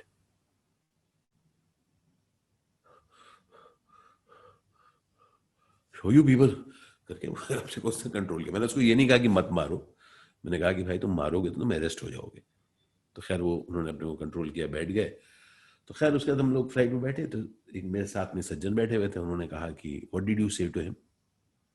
I looked at him, तो कहा कि no I saw you said something to him. तो मैंने कहा कि I just told him the consequences, कि आपके इस एक्शन का ये कॉन्सिक्वेंस होगा। मतलब अगर मैं कहता हूँ कि तुम मत मार, तो क्या मत मार, तुम एक्टर हो, तुम लगता है कुछ भी बोल दोगे, मतलब मुझे भी बोल देता कुछ। तो मैंने उसको बोला, भाई तुम मारेगा तो अरेस्ट हो जाएगा। तो उन्होंने मुझे कहा कि do you speak to organisations? What do you mean speak to organizations? Khair, he turned out to be, he was one of the higher officials in Tata's, the CHRO of Voltas, Mr. Emmanuel David. वो मुझे मिले और उन्होंने कहा कि आप बात करेंगे। मैंने कहा मैंने कभी किया नहीं है। मैंने अपना नंबर दिया उनको। 1 साल बाद उन्होंने बुलाया। तो 6 साल पहले पहली बार वोल्टास के लिए मैंने जाके एक जगह पर बातचीत की। Turned out to be interesting.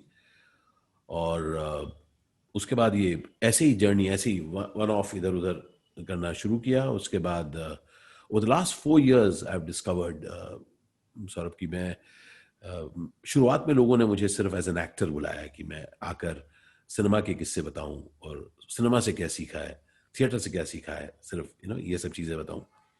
तो मैंने कहा यार मैं इसके अलावा मैं ज़िंदगी से भी बहुत कुछ चीज़ें सीखी हैं और सिनेमा एक्टर के अलावा भी मैं और कुछ भी हूँ। तो ओवर द लास्ट 4 years खासकर मैं अब ऑर्गेनाइजेशंस के साथ जाकर क्रिएटिविटी है, the ability to create yourself afresh, dealing with adversity. और हम लोग सब हम लोग जो क्रिएटिव लोग होते हैं, जिसमें आप भी इंक्लूडेड हैं, अगर हम देखते हैं कि हम लोगों ने अपने नए रास्ते बनाए हैं, पहले चुने हैं, उसके बाद बनाए हैं, उसका जो बनता जा रहा है उसके आगे हम और कुछ बनाते रहते हैं। तो इन सब चीज़ों को लेकर, जिंदगी को लेकर, how we create opportunities for ourselves and others, उसको लेकर हम लोग एविड माइनर हम लोगों ने बनाया है, and we do a lot of programmes. और इनफैक्ट इस जनवरी तक हम लोग 10 इवेंट्स ईच मंथ कर रहे थे, where I was going and talking और travelling all over the world, speaking to organisations. और मार्च के बाद सडनली लॉकडाउन हुआ। जब लॉकडाउन हुआ तो हम लोगों ने कहा कि जो सब हम लोगों को बोलते हैं अब अपने ऊपर इस्तेमाल करते हैं। तो 10 दिन के अंदर हम लोगों ने पहला ऑनलाइन इवेंट क्रिएट किया और तब से लेकर अब तक हम ढेर सारे ऑर्गेनाइजेशंस को, बड़े बड़े ऑर्गेनाइजेशंस को ऑनलाइन हम रीच आउट करते हैं। मुझे पर्सनली ये लगता है कि दिस वर्क हैज, इस काम ने मुझे ये महसूस करा पाया कि बहुत अच्छी एक्टिंग के अलावा मैं ये भी कर सकता हूँ। एक जैसे एक्टिंग एक तरह से एक क्रिएशन प्रोसेस है। इस क्रिएशन प्रोसेस में इस इंसान ने बहुत सारी चीजें सीखी हैं। I have discovered some things about myself. और अगर मैं उसको किसी के लिए कुछ एक्सेस दे पाऊं कि उनको दिखा रहे हाँ ये पॉसिबल है, तो बहुत इंटरेस्टिंग रहेगा। So we are doing that और मैं बहुत एंजॉय कर रहा हूं। तो क्या होता है कि जैसे मैं इस दौरान, अभी लॉकडाउन में पिछले 15 दिनों से हमारी शूटिंग्स भी शुरू हो गई हैं, OTTs की शूटिंग शुरू हो गई है। कल से मैं फिल्म की भी शूट कंप्लीट करूंगा। तो a refreshed speaker, a refreshed person who's working with leadership teams, वो जाके एक्टिंग करता है। एक्टिंग उसके बाद एक रिफ्रेश्ड एक्टर फिर आता है, ये काम कर रहा होता है। सो मैं इन एनी केस, मुझे ना सेम चीज काफी देर करने से काफी वो रहता है। तो this is given me a lot of opportunity to look at myself differently. और मैं बहुत पैशनेट हूं इस मामले से कि जब हम सबके पास एक जिंदगी है और अगर हम उसी एक जिंदगी में अपने नए आयाम ढूंढ सके तो इससे अच्छी और क्या चीज हो सकती है। बात भी शुरू हुई थी बरगद से। बरगद के भी देखिए कितने आयाम है। एक तरफ से एक बरगद और उसके बाद उसके कितने आयाम। और अगर हम इस तरह के अपने आयाम ढूंढ पाए, और क्या पता कौन सा आयाम एक एक एक नया बरगद बन जाए जिसके और आयाम रहेंगे। और हम लोग सब मान के चलते हैं कि यार अब तो हम ये फिक्स हो गए, हम तो सेटल हो गए, ये बन चुका है। और मुझे मजा आता है कि still living, still creating, still becoming, you're traveling, we're all living। तो प्रेजेंट कंटिन्यूअस में इस काम की वजह से मैं और अच्छी तरीके से जी पाता हूं, क्योंकि ये काम बार बार जिंदगी को लेकर बातचीत है। तो बार बार मैं भी अवगत रहता हूं कि I am a work in progress. मैं बना नहीं हूं, बन रहा हूं। ऑन दैट नोट, बना नहीं हूं, बन रहा हूं। और नोट की बात करूं तो मेरे पास तो 2 पन्ने भर के नोट हैं। कम को कम ना बोलना, ज्यादा को ज्यादा ना बोलना, ना बोलना, बोलना ज्यादा कम, या चेतना के थोड़े से परे जादू है, या किसी बच्चे को ग्रेटफुल होते देखा है,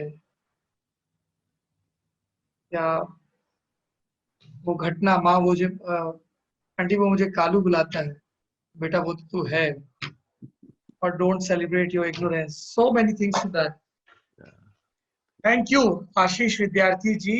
ये पिछले 3-3.5 घंटे मेरे जीवन को समृद्ध करने वाले, रोचक, आह्लादकारी और बहुत ही रोलर कोस्टर राइड रही है, और उसमें एक संगीत का रंग भी जुड़ा, रंग भरी ना मारो पिचकारी। थैंक यू, मैं बहुत कृतज्ञ हूँ। मुझे बहुत अच्छा लगा आपसे बात करके। आपके आपके आप में सुनने की गजब की क्षमता है। आपके सवालों में कुरेदना महसूस नहीं होता, उकसाना महसूस नहीं होता। आपके सवालों में से मैं अपने से कुछ चीजों को डिस्कवर कर पाया। तो बहुत बहुत शुक्रिया आपका। Thank you. आप देख रहे हैं बरगद, जहां पर हर शनिवार हम जंगल में दाखिल होंगे, एक बरगद की छांव में बैठेंगे और अपने हिस्से के सबक बटोरेंगे। शुक्रिया।